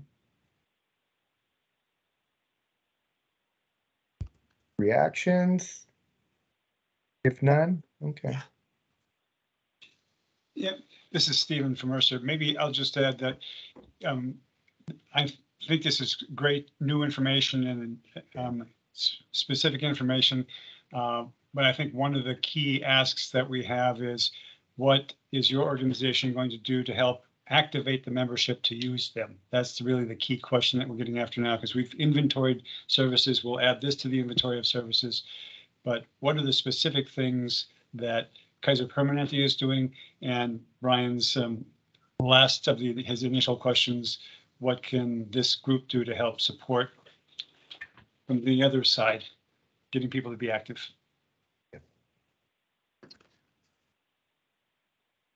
Perfect. Thanks, Brian. Great comments, and thank you for that also, Dr. Nodler. We definitely is a work in progress to make sure that we provide the appropriate experience for everyone, no matter what race, ethnicity, so on and so forth. We wanted to kind of tackle this presentation because our system is unique in that a lot of the programs that we have available to our members is actually contained within our model of care. So the member activation, the member promotion, things like that are actually done at the clinical level. So a member is in, if they're in our prediabetes program, they're being connected with our care managers, with our health coaching. So all of that, again, is kind of wrapped into our network, into our system. However, what we're about to get into now is probably something that's more common with respect to separate programs and how we reach out. So for instance, on this slide that I'm going to be sharing with you today, so again, in addition to the clinic-led outreach and engagement efforts from our care delivery programs that Dr. Divino just shared, we also have supplemental programs and resources to support and enhance our members' health and access to these resources that are shared through many different channels. So under the health engagement resources, which includes more targeted programs such as lifestyle to medicine to prevent, treat, and reverse chronic conditions, our cancer rehab class support programs for members who have had or currently have cancer, and our pain and coping skill class with for those who have chronic pain. So these programs would have a more targeted approach through our clinicians, through our care managers, and through our health coaches. On the right side, for our informational materials, these are shared more widely through different distribution channels and venues, such as our monthly emails, open enrollment meetings, and virtual benefit fairs. And in addition, we promote some of these programs through signage in our actual facilities to help educate members about these programs. So we've included a summary, but it's not exhaustive, list of the programs in the appendix section of this presentation, just to kind of give you an idea of, if all of the different programs that we try to promote through, the different venues that we have. And at the end of this presentation, we will definitely get into, some of the discussion points about, how can we continue to improve this. I'll turn it to Troy. Thanks, Sapari. So we do, just kind of continuing what Sapari just said, we do have a lot of ways that we engage members. Here on this slide, we have a couple that are, resources that are directed just at Peb. So we have a workforce health consultant. So this consultant will go to different agencies or, entities within OEB, but they're expert in our health and well-being programs. So they're there to help agencies develop strategies that target their needs or their employees' needs based on their group's data. So using kind of like what Dr. Davino said, that electronic medical record data to kind of show, hey, this group has a lot of diabetes, we should focus on diabetes. And then getting to those resources that we had talked about, some of those maybe Omada. So we're kind of pulling targeted materials and working that strategy within the agencies. Now, I will say one thing, and I know, Brian, you asked what can the committee do to kind of help engage. This is one area that we find it a lot more accessible and easy to access entity leadership in OEB versus agency leadership in Peb. So those connections just aren't there, and maybe it's we haven't built them as well. But those relationships are really important to promoting these, because sometimes coming from Kaiser or coming from Peb is different from coming from your employer. So it's kind of that multifaceted approach of if we're able to give them information on these programs and have them promote them, it's important to their leadership. It becomes important to them. So that's one thing that I would say, that this committee might be able to help us with. In addition to that, we have engagement specialists that's assigned to Peb. So this engagement specialist is bilingual. So to your point, Brian, having that support for Spanish speakers is there. And then this person supports agencies with on-site events such as health fairs, wellness fairs. I guess now virtual events too. That's common, but basically targeted at employees of agencies. They also do benefit education, so kind of going a little bit outside of the wellness realm, but I think understanding your benefits helps people engage because they're not maybe scared of those costs, and they understand. Troy, we have a little under 5 minutes left. Oh, geez, that's fast. Okay, sorry, Brian. I'll move on. It's all good. Yeah, so, and then one thing I do want to add there is that they do office hours. So actually they're there, they can schedule 15-minute appointments with this engagement specialist and get their questions answered in real time. So it's really easy to do. Let me just see, I'll skip around here. We do have an exciting new microsite coming on board that is going to be more easily changed for the liking. Right now we have a pretty stringent microsite. It's hard to change and get all the wellness information on there. This one will be much easier, and it's going to be a better tool for our membership. So we're really excited about that. That's coming this summer. So good to know there. Let me skip to the next slide. So the one thing that I will say that, the diagnosis, I think diagnosis activates a lot of our members. It activates our outreach from a clinical side. And for OMADA, this is one way that it's a OEB specific program, or excuse me, a PEB specific program, but we do use that electronic medical record. And when we see somebody qualify for this program, either a recent A1C reading that qualifies them or a combination of BMI and other risk factors, we can actually reach out to them directly via email or mail and notify them of this program. We do find emails a little bit easier just because it's an electronic tool, and we send links, so that really helps to do that. And then the after visit summary, I think Dr. Davino talked about this. That's just a summary. As you leave, it tells you to contact a health coach for more information, and health coaches are a great resource within Kaiser of all our wellness tools, and they're very good at activating our membership to go out and get active. Last thing I want to talk about, so some of the direct mailings we do, we have a new member welcome. So again, it's a little bit outside of the realm of wellness, but it basically helps people understand their benefits. And when we mail them their card, we give them a tutorial about their benefits and some of the wellness resources available. So we give them the links. We do that by text. We do that by direct mail and email. Let's see here. I know we don't have time to do this, but we provide them a video too. Like Dr. Davino said, one of the main things of activation and engagement is signing up for kp.org.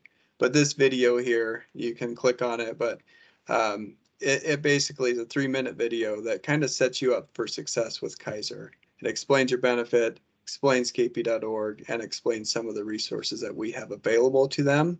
So again, it's at first, it's right when you get your coverage. It's a great introduction to Kaiser. It kind of helps you feel like you're part of this great system of care and gives you those resources. Yeah, Troy, I suspect that we're going to have you all back when we get into the fall, late summer. I think this is going to be a continued conversation, and the other thing, again, that you may address in a minute is just things that you want to know from this committee or members in general that can help you do your work. Are you wanting to know how members prefer to be contacted or what their issues are? PMAC and the Worksite Wellness Coordinating Council are great resources. So if you haven't done so already, think about the things you would want to ask them. And at a later meeting, we can just have an open discussion session where those sorts of questions could be asked and you can pick our brain. Yep. And this is my last slide, Brian. So this just gives, this QR code is to our wellness section of our website. So if you want to check that out and see kind of from a member's point of view, what that looks like. And then the Peb Wellness and Mental Health materials, that's a ShowPad site. So we collect all our materials that we think Peb members might be interested in. We put it in one link. And basically with this link, you can click on it and find, 10 of our top flyers for well-being. So kind of gives it to them all in one spot. We like to share that with members, but we really like to share that with human resources or benefit people at the agency too, because they get asked a lot. So anyways, that's it for us. We're just 2 minutes over, I think. So I will send this back to you, Brian. Okay, and if we do have, is there a question from the committee for Kaiser? Okay. And if you think of questions later on, again, we will be reaching out to Kaiser and the other carriers and inviting them back to a future meeting. So thanks to the Kaiser team Next up, we have Erica Hedberg from MODA. And Erica, I do not recall seeing any other presenters with you. So are you flying solo today? I'm flying solo. It's just me. Well, you are enough. You're just perfect, Erica. So I will let you take it away. Do you feel comfortable sharing your own screen? Yes. Okay, perfect. Do that. That's not what you guys want to see. Okay, so there we go. Let me bring this up, and I'm going to put this in slideshow, and this is where I always lose it. So are you seeing the full screen right here? No. Seeing that, okay. Plus the next slide. How about now? Yes, that's good. Yep. Perfect.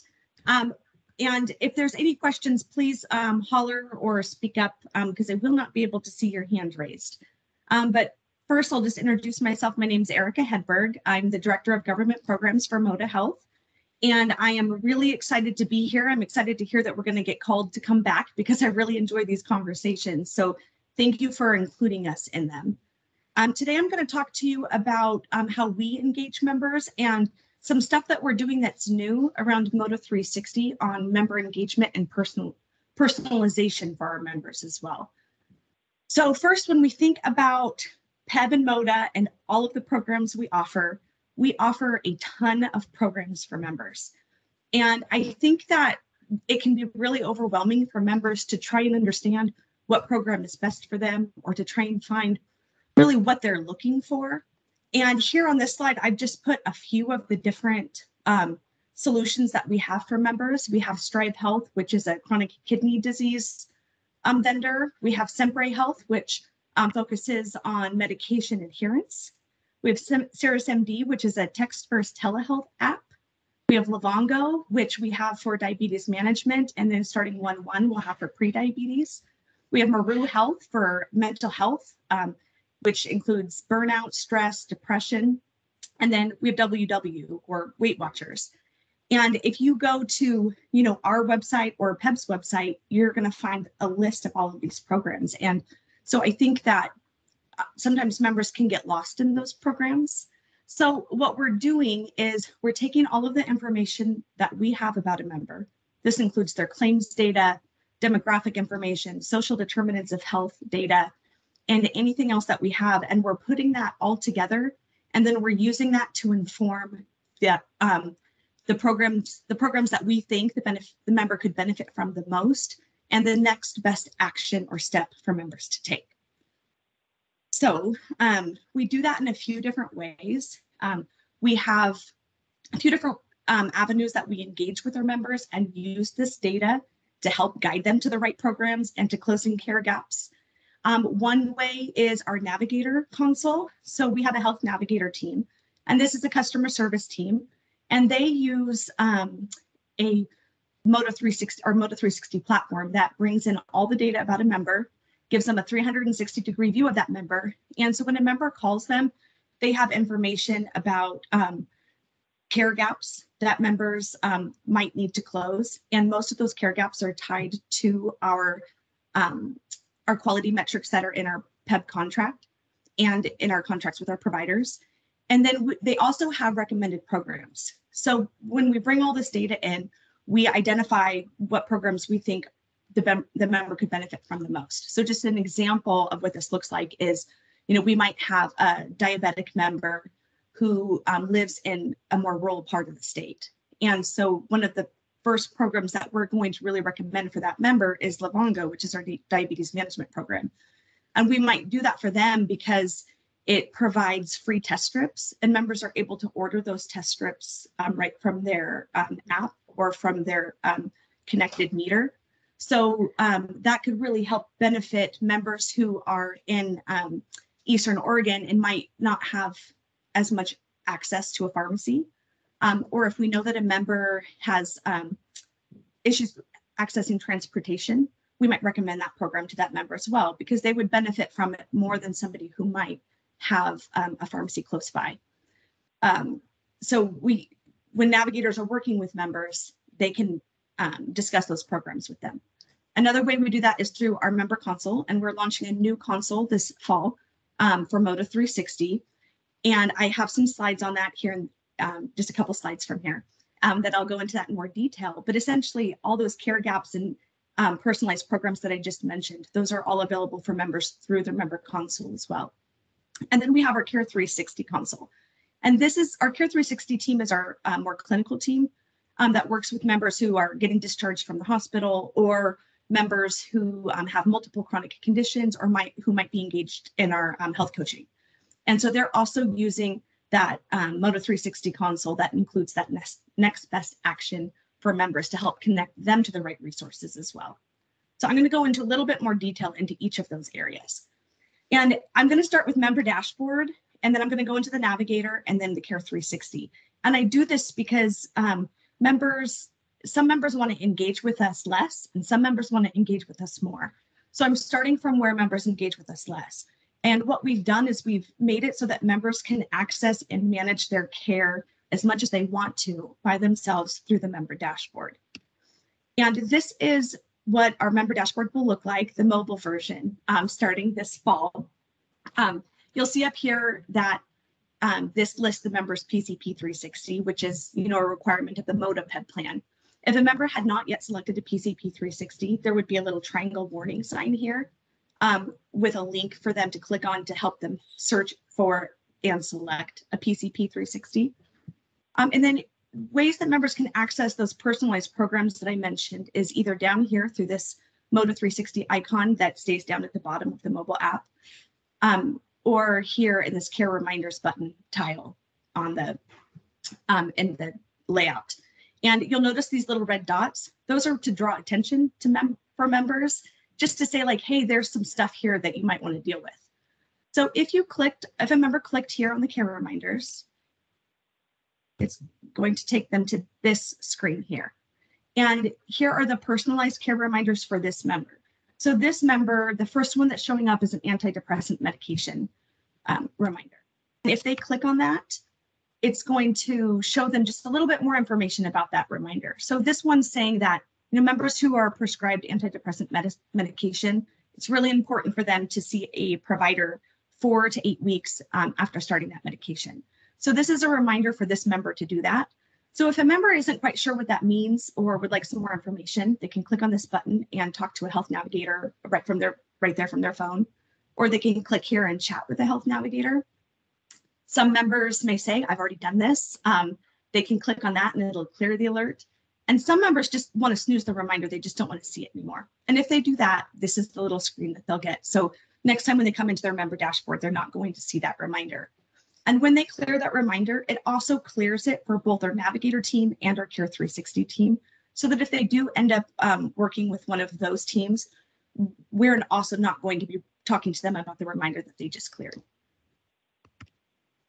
From that page, members can click here on the Moda 360 programs. And that's going to bring up those programs, personalized programs that I was talking about. So here in this example, the member, we're recommending Livongo for this member. And so if the member clicks on that, it's going to take them to some more information about what Livongo is. At this point, we've already reached out to them about Livongo. They've gotten a mailing and an email if we have their email address, but maybe they just haven't paid attention to that. So this here, they could click on, it gives them information about Livongo. Then they can click here. And if they click the learn more, it's going to take them to the Livongo website where they can enroll right from there. So they can actually close that gap and get enrolled in that program. Of course, if they have more questions, they can reach out to our health navigators through calling the health navigator or through chatting. So another example of what the personalized programs look like too, if we had a different type of member here, a younger member, maybe they don't have any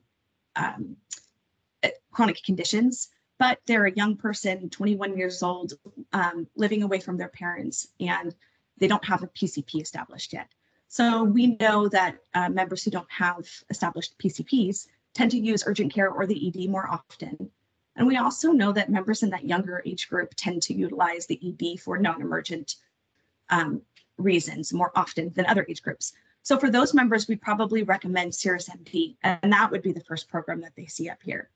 And then clicking on this would take them to help enroll in the CRSMD program. So any questions about the member engagement, the member dashboard before I move on? Well, now we're moving up to some assistance, and this is with our Health Navigator team. So the main goal of our Health Navigators is really to help the members navigate it says sometimes complex, but I think I would use the often complex healthcare system. And so when members call our customer service, they're actually going to a dedicated Health Navigator team.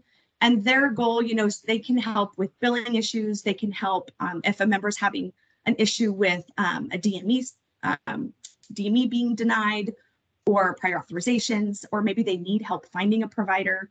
Our navigators do all of that, and they'll do the legwork for the member. But in addition, as I mentioned at the beginning, they're also using this technology console that provides them with lots of additional information about the member that helps them connect the member to the next best action. So this is just an example, a snip from the navigator console that they're using, just so you can kind of get an idea of some of the information that our navigators have. This is the summary page. So here, this is showing that this member has 8 care reminders, and then it shows the due date for those reminders. Over here, it's going to show the programs that the member is eligible for. It shows that we've outreached to the member for 2 programs. So we've identified 2 that we think the member really should engage with, and we've reached out to them. But here, the member's only enrolled in one of those programs. And so, so they can click on one of those screens, and it'll take them into more detail in that. Here, the Health Navigator clicked on the ED inpatient. This is going to show how many ED visits this member has had in the last 6 months, which looks like they're a high utilizer. They've had 6. And, but fortunately, none of them, or unfortunately, none of them were potentially avoidable. So the Health Navigator can use this to determine if they need to be referred over to one of our Care 360 members, or if there's a program that we can connect them with. This is an example if they clicked on the care reminder screen. This is showing all of the care reminders that we have for this member. The green is showing that the member is up to date on those care reminders, but it also is showing when the next service will be due. Here in the red is showing that this care reminder is overdue. So this one's showing that the cervical cancer screening is overdue for this member, and the navigator can use this to talk to the member. Maybe the member doesn't know what type of provider to go to have this screening done. Maybe the member didn't know that this was something that they needed to have done. So the navigator can help connect them and close that gap and care for them. So that was some assistance with the Health Navigators. Now we're going to go into what we call full assistance. And this is where we're really reaching out to engage some of our more high-risk members. So, and we do that through our Care 360 team. And again, we're using data about our members to do the targeted communications and outreach to members. We have a lot of different solutions and programs that members are eligible for, but we're using that data to identify the top ones. So for example, we might have a member who's eligible for a chronic kidney disease program. That's the one that we're going to try and engage the members in the most, because that's going to provide the most benefit for that member.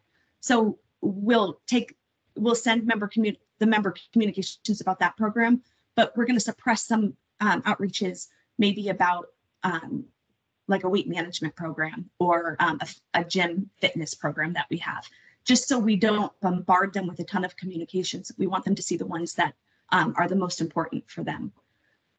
So we use data to do that.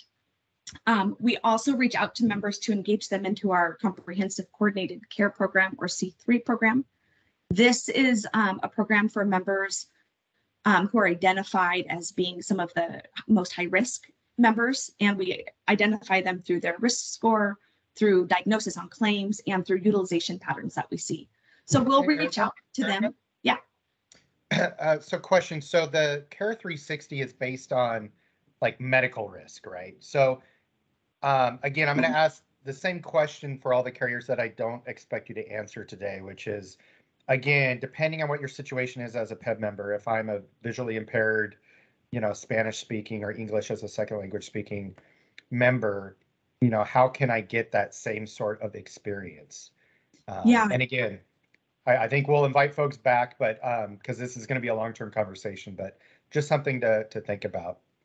Yeah, no, it's a great question, Brian. And I actually bring it up in my questions for the PMAC committee.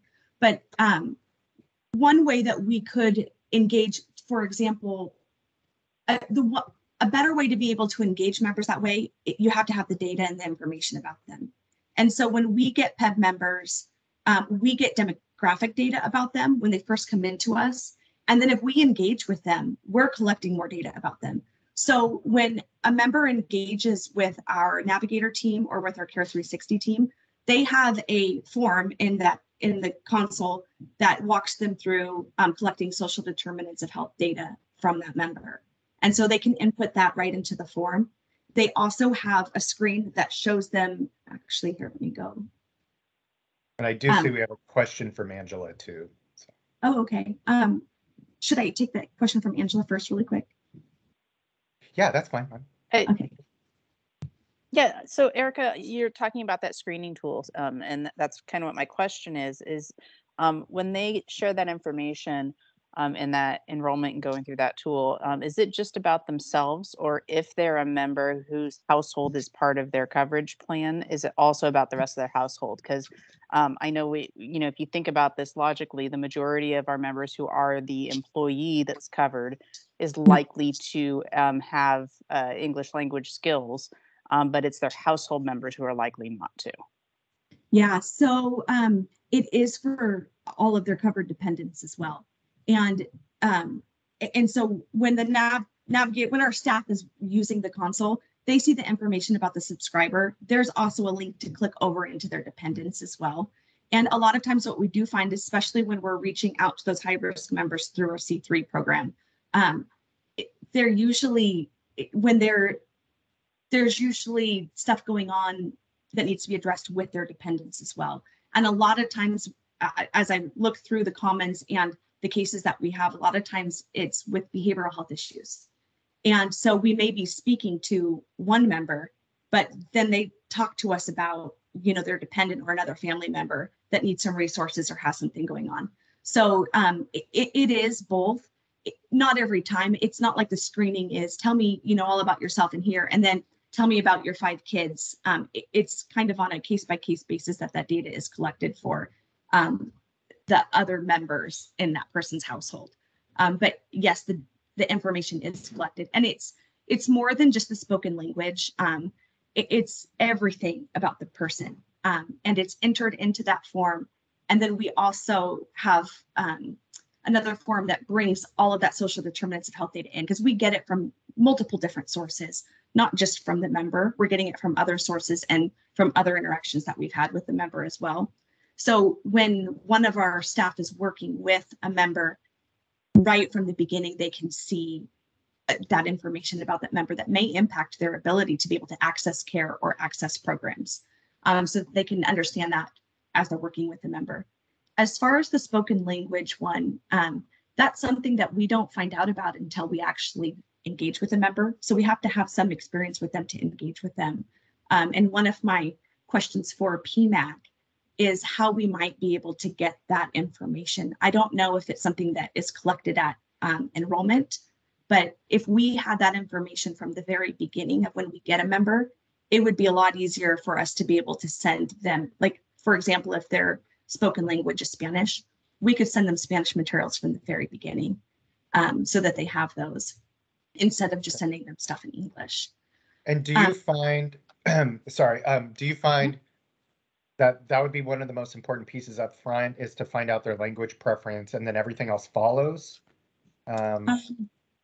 Well, actually, I would ask, in a dream world, I would love to have like the social determinants of health being asked first, and have that kind of engaged and led by Peb, since Peb kind of has ownership over all of the members. And sometimes our members pop around, they might be at Providence for a while and then come over to MODA. We're a growing plan, so we're getting a lot of new members all of the time. So Providence might have the data already, but we don't have it about the member. But if Peb had it and was collecting that, it would give us a really good head start on having that information about the member. Yeah, and just to appease anyone who's really concerned about, like, we're just in initial discussion, so we're not proposing that Peb, gather and require all this additional information. However, it is a conversation I think we're going to have, even if it isn't something we can do. And it's exactly what we asked the carriers to do was, you know, what sort of questions or information would they need from us to help them do their job better? So this is helpful. Now, as you know, there's probably a whole lot of other issues we'd explore with Peb gathering that type of information, but that is good to know. Yeah, and you know, I don't even know if there's a way that Peb can even help us gather the information, because another one of my questions, I'm giving my last slide away, but that's okay. One of my other questions for PMAC is about email addresses. We don't get email addresses from Peb, and so we try and collect them from members, but we usually only get them when they create a member dashboard account, and not everybody creates a member dashboard account. And then if we get new members coming in, they're not going into that member dashboard usually until towards the end of the year when they have to take a health assessment. And so we go a whole year without having their email address, when we know that members, the majority of members prefer to be reached out to through email. So that's another question that I have for the committee too, just on looking at the ability to be able to share email addresses with the carriers. Okay, and I think on that one, I think there's some history too, where I'll invite some Peb staff or follow up with Peb staff. At one point, and this is just a sidebar, but so generally anything we receive or possess is technically a public record. So if we request and gather, you know, email addresses and receive a public records request, it may be that that information doesn't have to be provided. However, I think that has caused some of our previous practices or related to some of our previous practices about not requiring email addresses. So, but that is definitely something we can follow up with because times change. So, yeah. So let's see, I'll go back here because I want to hit on some of the questions that you specifically asked about outreach. And this is where we're really doing a lot of that targeted outreach to members as well. So the C3 program, you know, we're reaching out to them, engaging them through letter, email, and telephone. I wanted to give an example of how our some of our more risky members, how we're outreaching to them. So for members that we're managing through case management or complex case management, we have somebody who daily looks at real-time admit and discharge data to screen for patients. And then when they go and they find one of our patients, our members who's being discharged, they'll assign it to one of our case managers for outreach. So then the case manager gets that, they reach out to the member, and they do this within 1 to 2 days.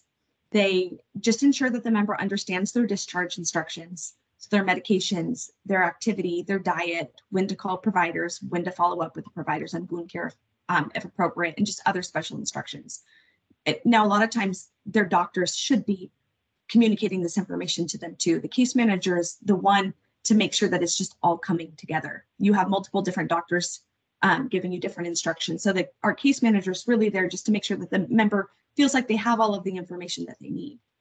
Make sure that they have the supplies and services in place for when they do get home, and just making sure that they understand their prescriptions, if they're able to get their prescriptions, or if this is where the social determinants of health really come into play too. If a member has some barriers to being able to care for themselves afterwards, meaning get their prescriptions, have their food prepared, then that if there's some concerns there, then that case manager will actually send that person up for complex case management, which will help close some of those gaps for the member as well.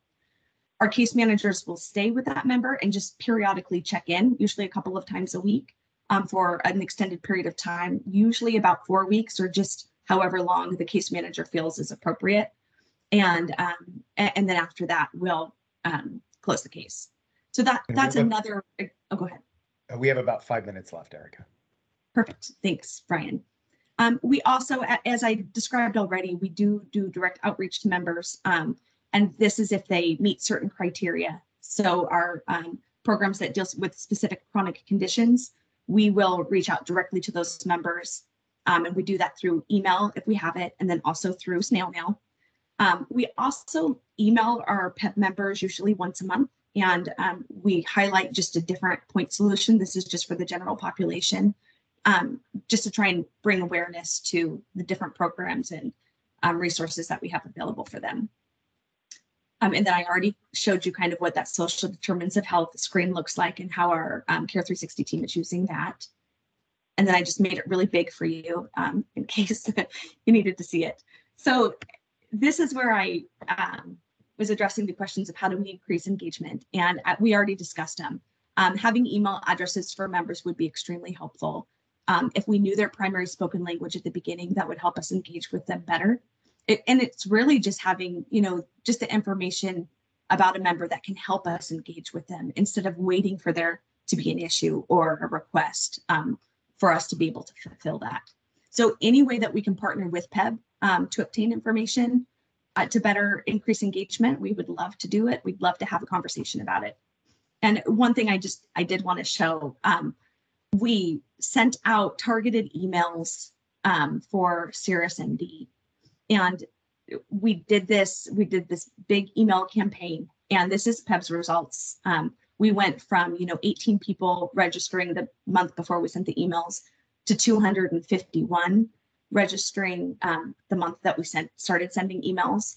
And then this is another large government group that's statewide here in Oregon, and they also Sorry, Erica. I wonder who it is.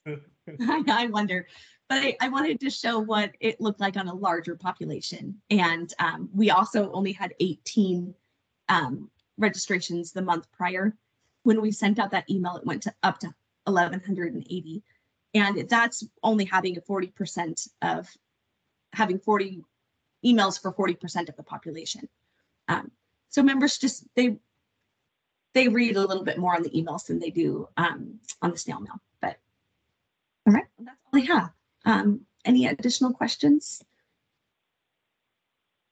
I think we've set the stage for some upcoming discussions. I don't have any questions.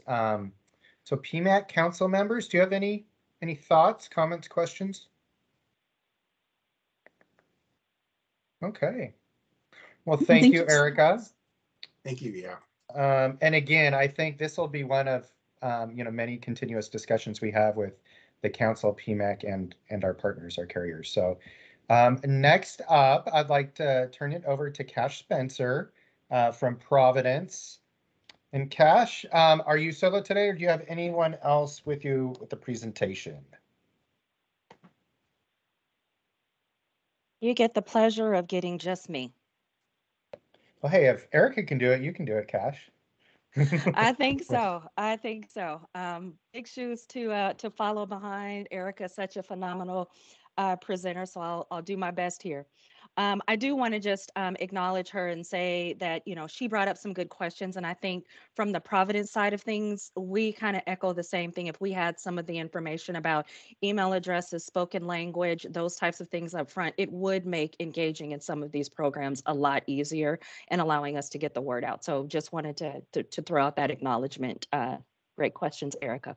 Now, my presentation is over here, even though my camera's here. So I'm looking this direction. It is not because I'm not paying attention. So just wanted to orient you there. So as Brian pointed out, I'm Cash Spencer. I'm the senior manager of our self-funded line of business within Providence. And I've been managing the relationship between Peb and Providence since 2010, so 12 years. And really the way that we structured this presentation as I walk through this is we wanted to center it around the questions that were asked. And so a lot of the information that I'm going to provide will be in the spirit of just answering these questions as we've set them out. I'll add some additional commentary, but really wanted to focus a lot on this.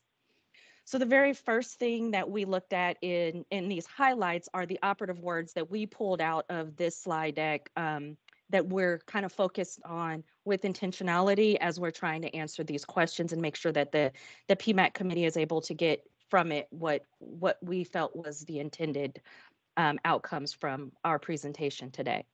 So starting off with, how do we activate members? And when we think about activation, really or at least the way I interpreted this and the way I pull this together is activation is really about awareness and enrollment.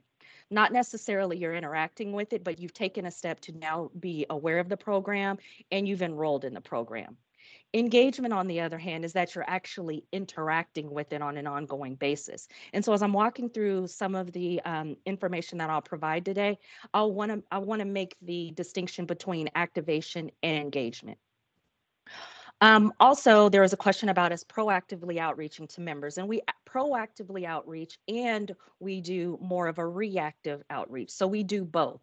Proactively outreaching to members to make them aware of the programs that we have available, but then also reacting to any type of engagement that members might have to our clinicians or to our care management programs or to our health management consultants. So any of those types of things, we also do a reactive outreach to members as well. That includes mailings. So yes, we do mailings, but we also do, as the other carriers have pointed out, we use technology as well to try to engage members, because one way of engaging people does not work for all people. And especially with a group as complex as Peb, we try a number of different approaches to try to get the word out. And then because we work with so many different vendors, point solutions, we too have a delivery system.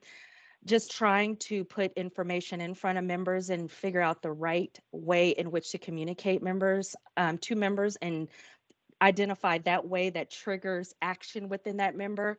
We're trying a number of different approaches. And then we do have summaries of our programs.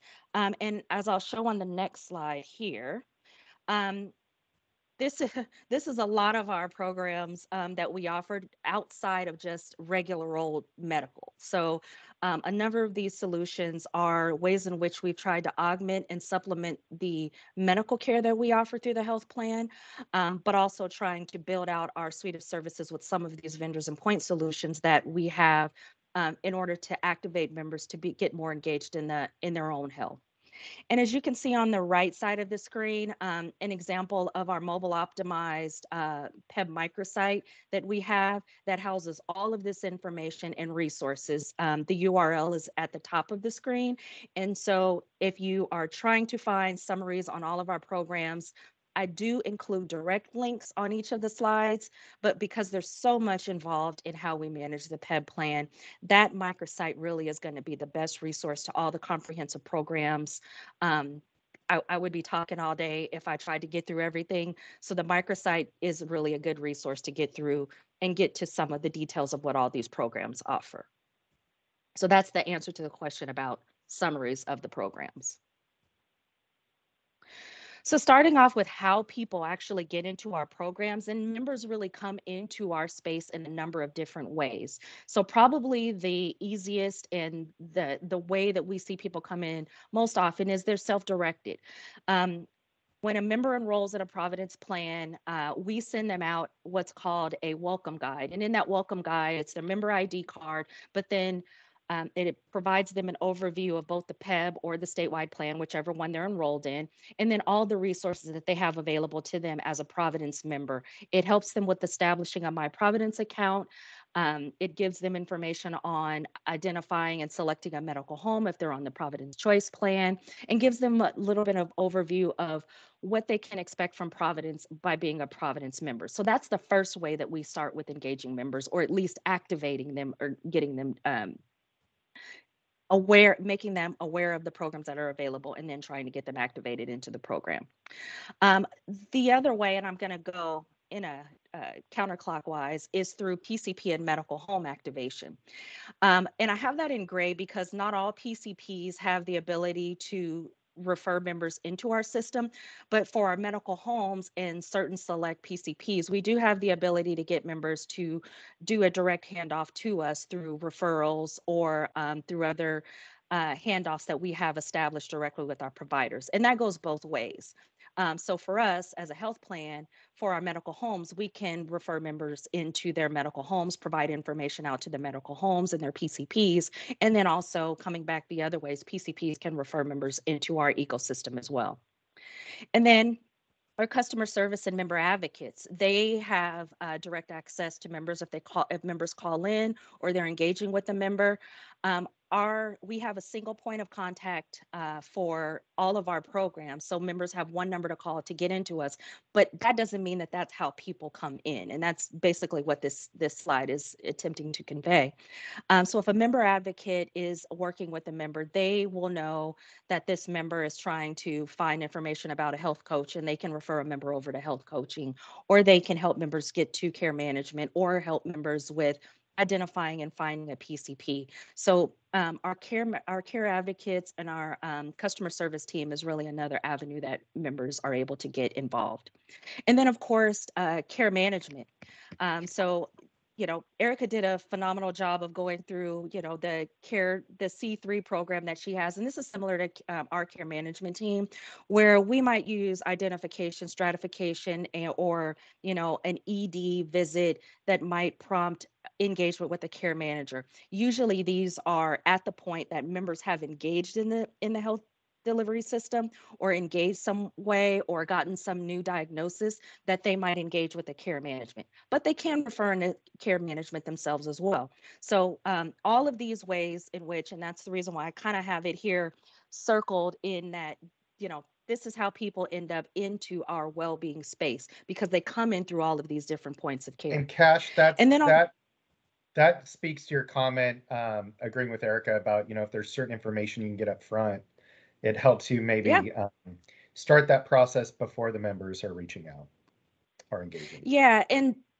Exactly. And similar to, I'm not at the slide yet, but similar to what Erica said with the ways in which we have to outreach to members, it's either through the information that we get through the Peb files, which does not include email addresses, often, or not always includes email addresses. Oftentimes it includes like a work phone number or something of the sort.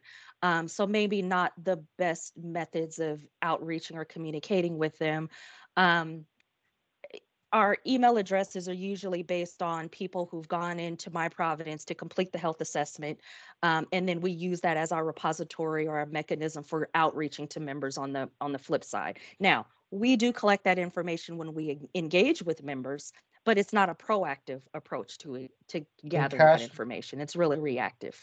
Michael Garrett asked, what channels, phone, text, instant messaging, email, can member services interact with members? Great question. Here we go. Thank you, Michael, for segueing. You guys are teaming up, aren't you? And I'm just a sucker. Hurry up and get to the next slide, Cash. You can pay me later, Cash. No, I'm just kidding. Absolutely. Hurry up and get to the next slide. I got it. So to answer your question, Michael, our customer service and our care advocates, so they have email, phone, their text, chat, all of those mechanisms are available to members today through our member services team. Yes, we have the ability to communicate with people in different languages.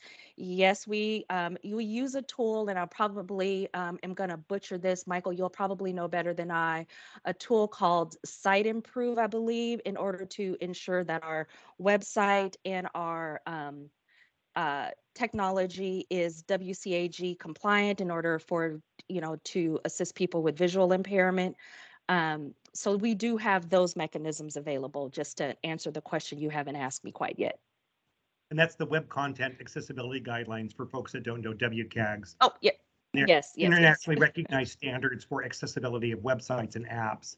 I also was wondering, Cash, do you know if your clinicians or your member services use certified medical interpreters, not just a language line, but certified medical interpreters? And if you don't know, if you could find that out, that'd be. Yeah, I know we do interpretation. I'm not sure if we do certified medical interpreters. That I do not know. I can take that away and answer for you. And in fairness, I can ask that question for all the plans. And if you don't know, you can get back. Because I will tell you, I've done some assessments. And when you just have a language line person and you're trying to have a dialogue about medical, it's very awkward. And so that's why it's important to have a certified medical interpreter for your case managers and your member services, because you're talking about medical things. You know what I mean? Yeah, and I do recall that conversation coming up several months ago when, well, probably now a year or so ago, when we started really getting involved with a lot of the social determinants of health, trying to make sure that we had all of the resources, building in our hub, building in our, behavioral health and all of these things within our healthcare services umbrella of services. But I'm not exactly sure where we landed on the certified medical interpreters. Uh, Off the top of my head, I don't remember right now, but I can find out That's for you, okay. Michael. It's a great question. Any other questions before I answer the rest of Michael's questions about our multi-channel engagement strategies? All right, so this right here is all of the ways in which we engage with members today. And so each one of these across the top is intended to convey, like we have print, so we do flyers and we send mailers out and we have, we've done posters as others have talked about, but of course no one's working in the office, or at least not everyone's working in the office. So we have books, we have member resource guides. We do all of these things because, as I said before, not every mechanism for engaging with people will work for everyone. And then also with Peb being as complex as Peb is, not every channel that we use to engage with members will work for every agency. I think you mentioned, like at the last PMAC meeting, having Department of Transportation people not necessarily being in front of a computer. So an email message may not be as effective as, say, a home mailer or, being able to talk to someone over the phone. And so we recognize that. So on the left, oh, yep, I was sorry, gonna say Brian. there are probably a number of maybe numerous or countless ideas we come up with to make information available that we can brainstorm with PMAC. I mean, for some reason, the thought that just crossed my mind is we have so many state cars that people use. Is there anything we could just ask DAS to put in the state cars, the fleet, that would have, contact information for medical plans and EAP? I mean, stuff outside of the box, stuff like that, I think, at least for Peb, could be very appropriate and effective. Anyways. Yeah, that's a great idea. Yeah. Wherever the Worksite is, wherever you can get information into members' hands, that's always a good idea. And so as I said, on the left side of the screen, it's more or less kind of the traditional what you'd expect from a engagement strategy. On the right side of the screen, we do podcasts. We do have some text and mobile availability. Our health management consultants, they do podcasts pretty often. They're called Healthy Bites. And if you go to the website that I pointed out before, you can see they're usually about certain things like sleep and diet and, dealing with the pandemic and the stress of the pandemic. So they're always pretty topical. And of course, they're in small segments. So podcasts are always helpful for alerting people to how they might be able to engage in their health better. And then, of course, we do webinars, as does everyone else. But usually this is an opportunity for members to learn about programs, whether they've tested them out, but also, testing them out, learning how they might be effective, and also remove any barriers for anyone thinking that this thing may not necessarily be for me. So those are the ways in which we have engaged in trying to get people activated. So as we walk through the next section, I want to just highlight these three identifiers. So kind of going back to the question about, do we do mailings based on a diagnosis or gaps in care? So we have some self-service things, and you'll see a checkbox for each one of these things, whether it's yes, it's available and members can get to it on their own. The check with the circle around it, it may be based on claims or demographics or something else that might have identified why a person is using that.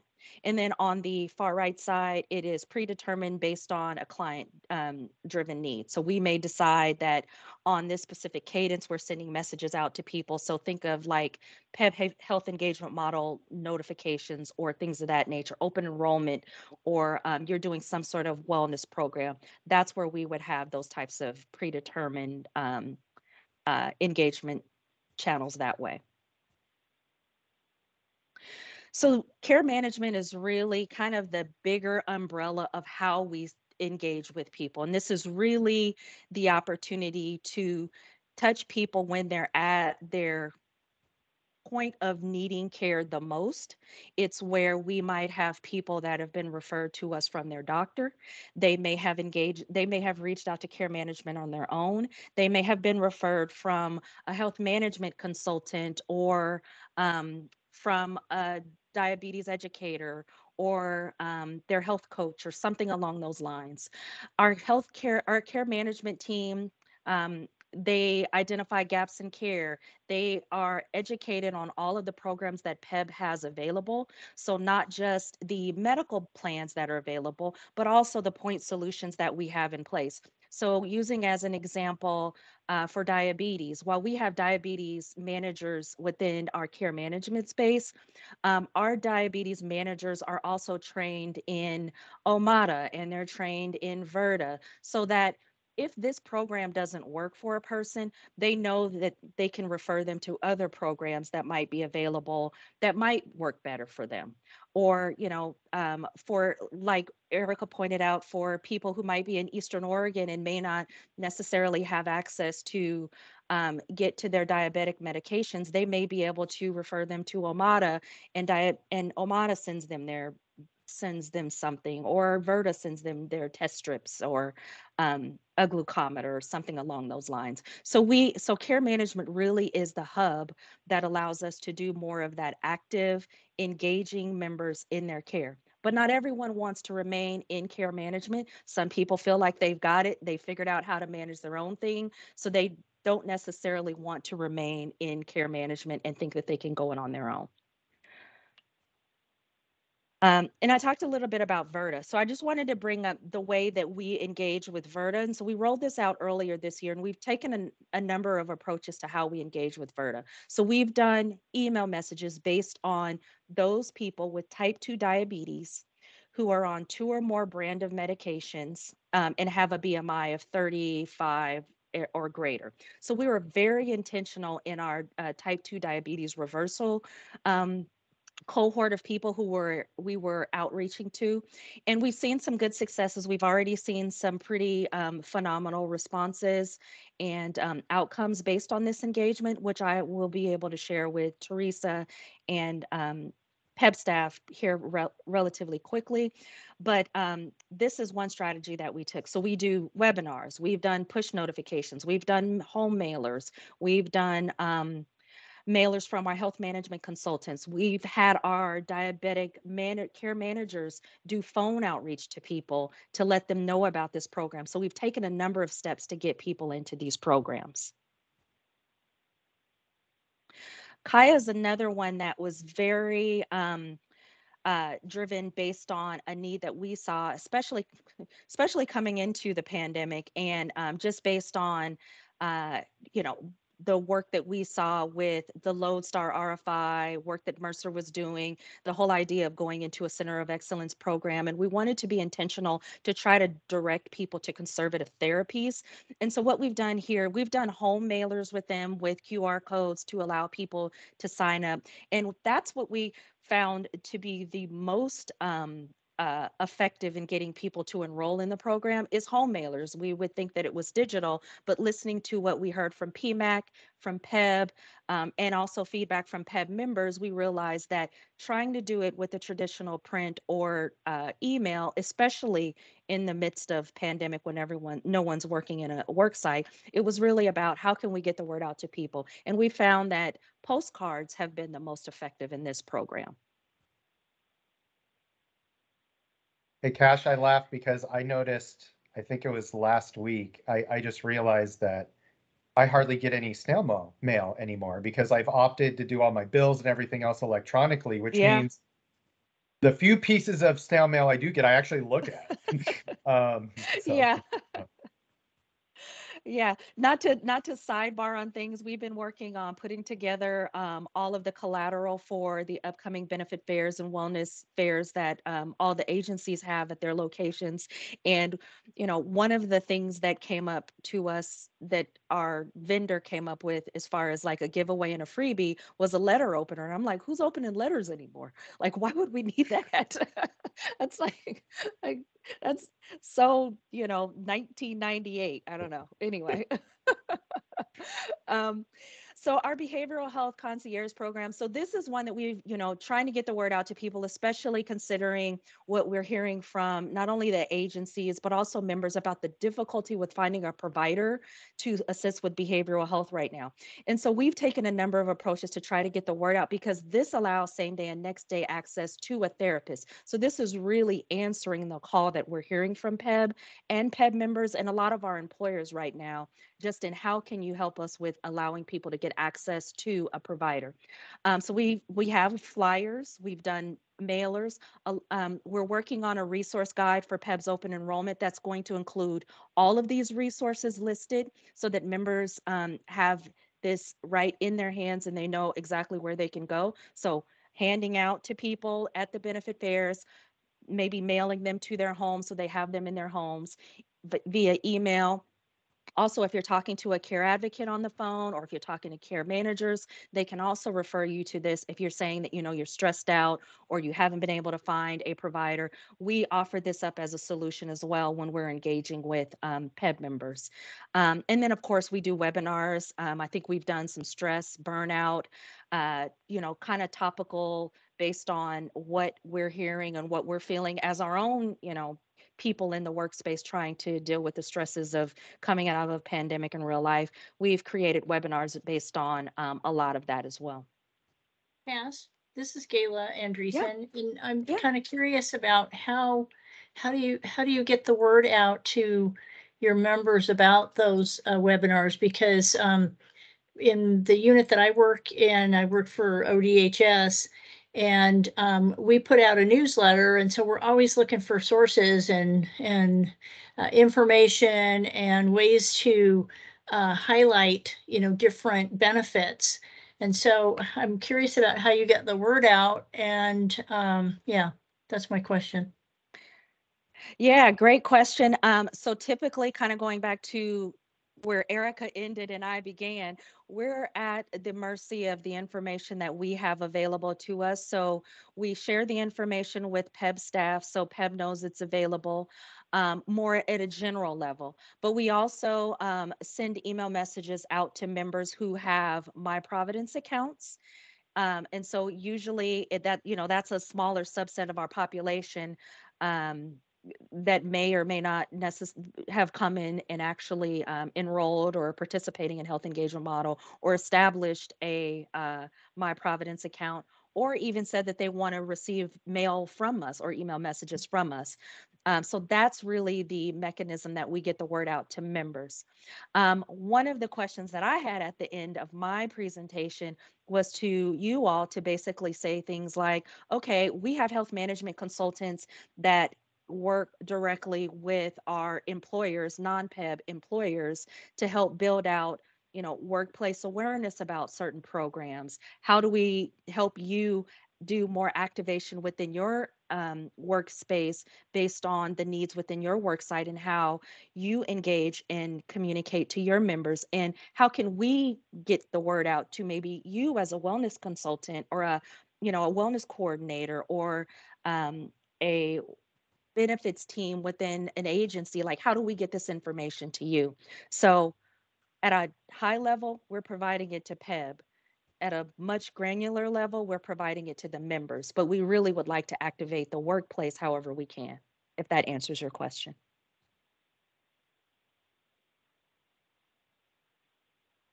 And I think that's exactly one of the things we're trying to accomplish through these discussions, is figure out not just how to send out communications, but how to meaningfully provide communications to members when they're ready to act upon them. And it's definitely a challenge. Yeah, and what are those mechanisms? Yeah. Yeah, and what are those mechanisms that the employers are finding most effective, and how can we tap into that so that we can get the word out to those folks? Yeah. Sorry, and I did see a hand.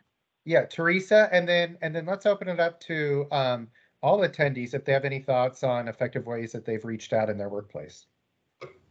Oh, thanks, Brian. Thank you, Cash. One thing that I know that all of the providers, Kaiser, Providence, and Moda do is that they compile all of their offerings for the month, their webinars, their presentations, whatever they have going on. They send it to Mercer, who then is compiling those all together, and that goes out into Peb's benefit newsletter. But I have asked the providers to please include me, or asked Mercer to include me on the materials they get from the carriers, because not everything makes it into Peb's newsletter, but anything that doesn't, I have the ability then to reach out to people like Gala and the others in agencies who are those wellness coordinators to add even more information to what Peb might be sending out. So that's another way that they can learn about it. Yeah, and Teresa, you are on our mailing list. I know you work very closely with Mike Severson on my team, and he and his team put together a number of wellness mailers that go out to just let our employer groups know about anytime they're doing their Healthy Bite podcast, or if they're doing any type of webinars, or if they have like a new resource that they put together. So they have a wealth of information that they usually send out to. I believe, Teresa, you might be the only person from the Peb side that's included on that, but happy to include others if interested. And just to note, we have a few minutes left on this agenda item, but we covered the open enrollment presentation earlier, so we can go a couple minutes past before we wrap up. Yeah, and really, I can go quickly through this because a lot of it's kind of a rinse and repeat of what I said before, but it's really answering the questions again that were posed of us. Live to Learn is another digital cognitive behavioral therapy program that we rolled out earlier this year. We're just starting to get some traction around how we communicate it, but this is really a self-directed program, so a lot of it's going to be more of the traditional how do we get people involved? Again, not everyone's going to be ready to engage with the therapist. Not everyone's going to be ready to go full on, or, like behavioral health concierge may not necessarily be for everyone. Some people may just want to tip their toe into some self-help stuff that's online. And that's what this is intended to be. Because again, what we're trying to do is figure out how we can catch anyone, no matter where they are within the healthcare continuum. And so that's what this is intended to be. And again, I said this earlier, at the bottom of each screen, there is a URL to get you directly to the resources.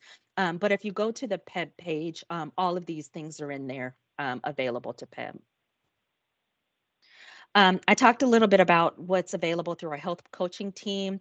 Again, they do a lot of one-on-one engagement. They do have some group enrollment or engagement, but a lot of one-on-one with members to assist them on goal setting, getting them activated in taking an active role in maximizing and optimizing their own health.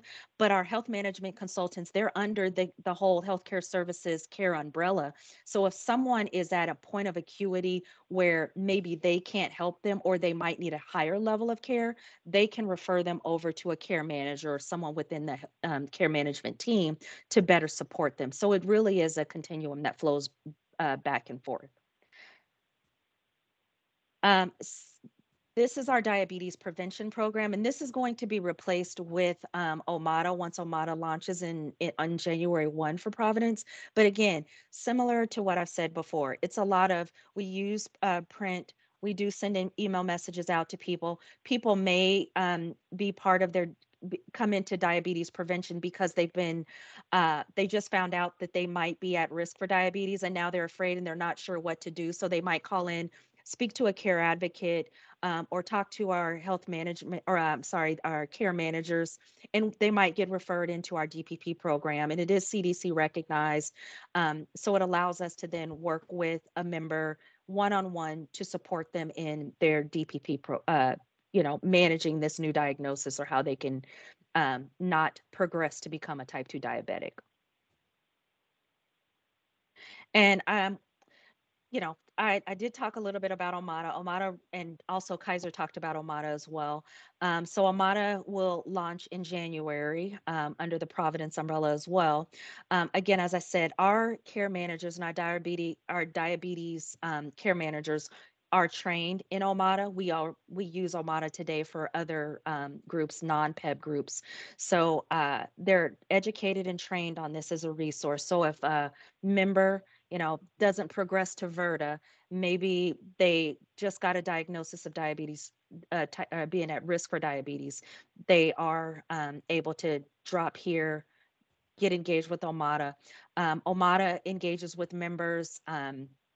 What they told me is 31 times a week, either through the digital scale, through some sort of text message. I don't. I repeated it twice a That week. sounds That's as much crazy. like stalking as it is engagement. Yeah.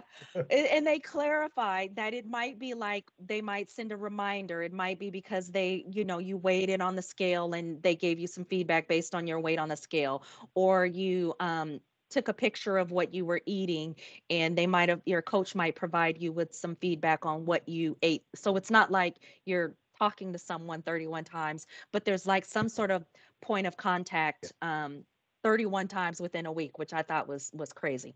But that does bring up one point that I do want to make is with our point solutions, when we engage with our point solutions, we create a system that is integrated within our care management workflows, as I've talked about. So our care managers are trained on it. Our health management consultants are trained on it.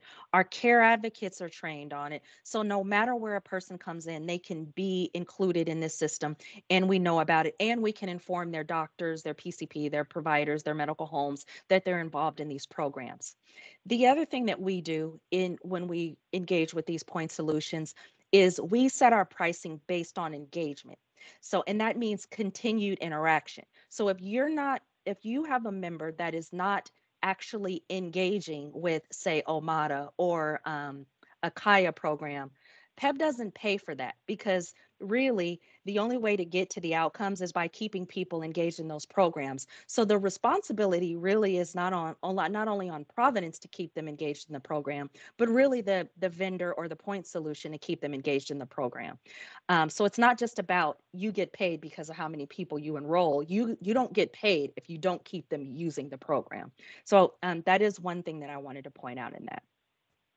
But not 31 times a week. It's not 31. PEB pays 31 times a week. It's not that. Yeah, 31 times probably sounds like a lot more than it is when it's through different modalities. Yeah. If it's a text here or there and an email here or there, it does not Right. feel. Yeah, and I got to thinking too, so like Learn to Live, the new program that we rolled out earlier this year, and I went in to test it out. I put in my information. Again, it's a cognitive behavioral therapy self-directed tool online. I put in my information and I get mindfulness reminders like almost every day. Just, now's a good time to check in. Now's a good time to do some deep breathing exercises. Are you ready? So I get a text message pretty regularly. So when you think about 31 times a week, it's probably not as much as you think it is, especially if you're actually engaging and interacting with the tool as you should be. And then kind of got to these questions before, but really what I was trying to find out when I was thinking about this is in order for us to be effective, like in your minds, what do you define activation engagement to be? Because one, we want to make sure it's aligned with what we're thinking that it is. So that way, if we're saying that we got people engaged, we want to make sure it's in alignment with what your engagement definition is. We talked about methods of communication and outreach that have been effective. And I know that's probably a topic we'll come back and discuss a little bit later. And then measurement of success as is these programs, we talk about well-being programs. What are the measurements of success and what do you find to be meaningful and you want to see from us as we're building these programs and we're trying to get more people engaged in that? And then finally, it's just kind of, what do you need from us in order to increase program awareness within the different agencies? Is it, not everyone wants a poster. Not everyone wants social media. Not everyone wants text messages. So what can we do to support you is probably my final question. beyond what we've talked about already.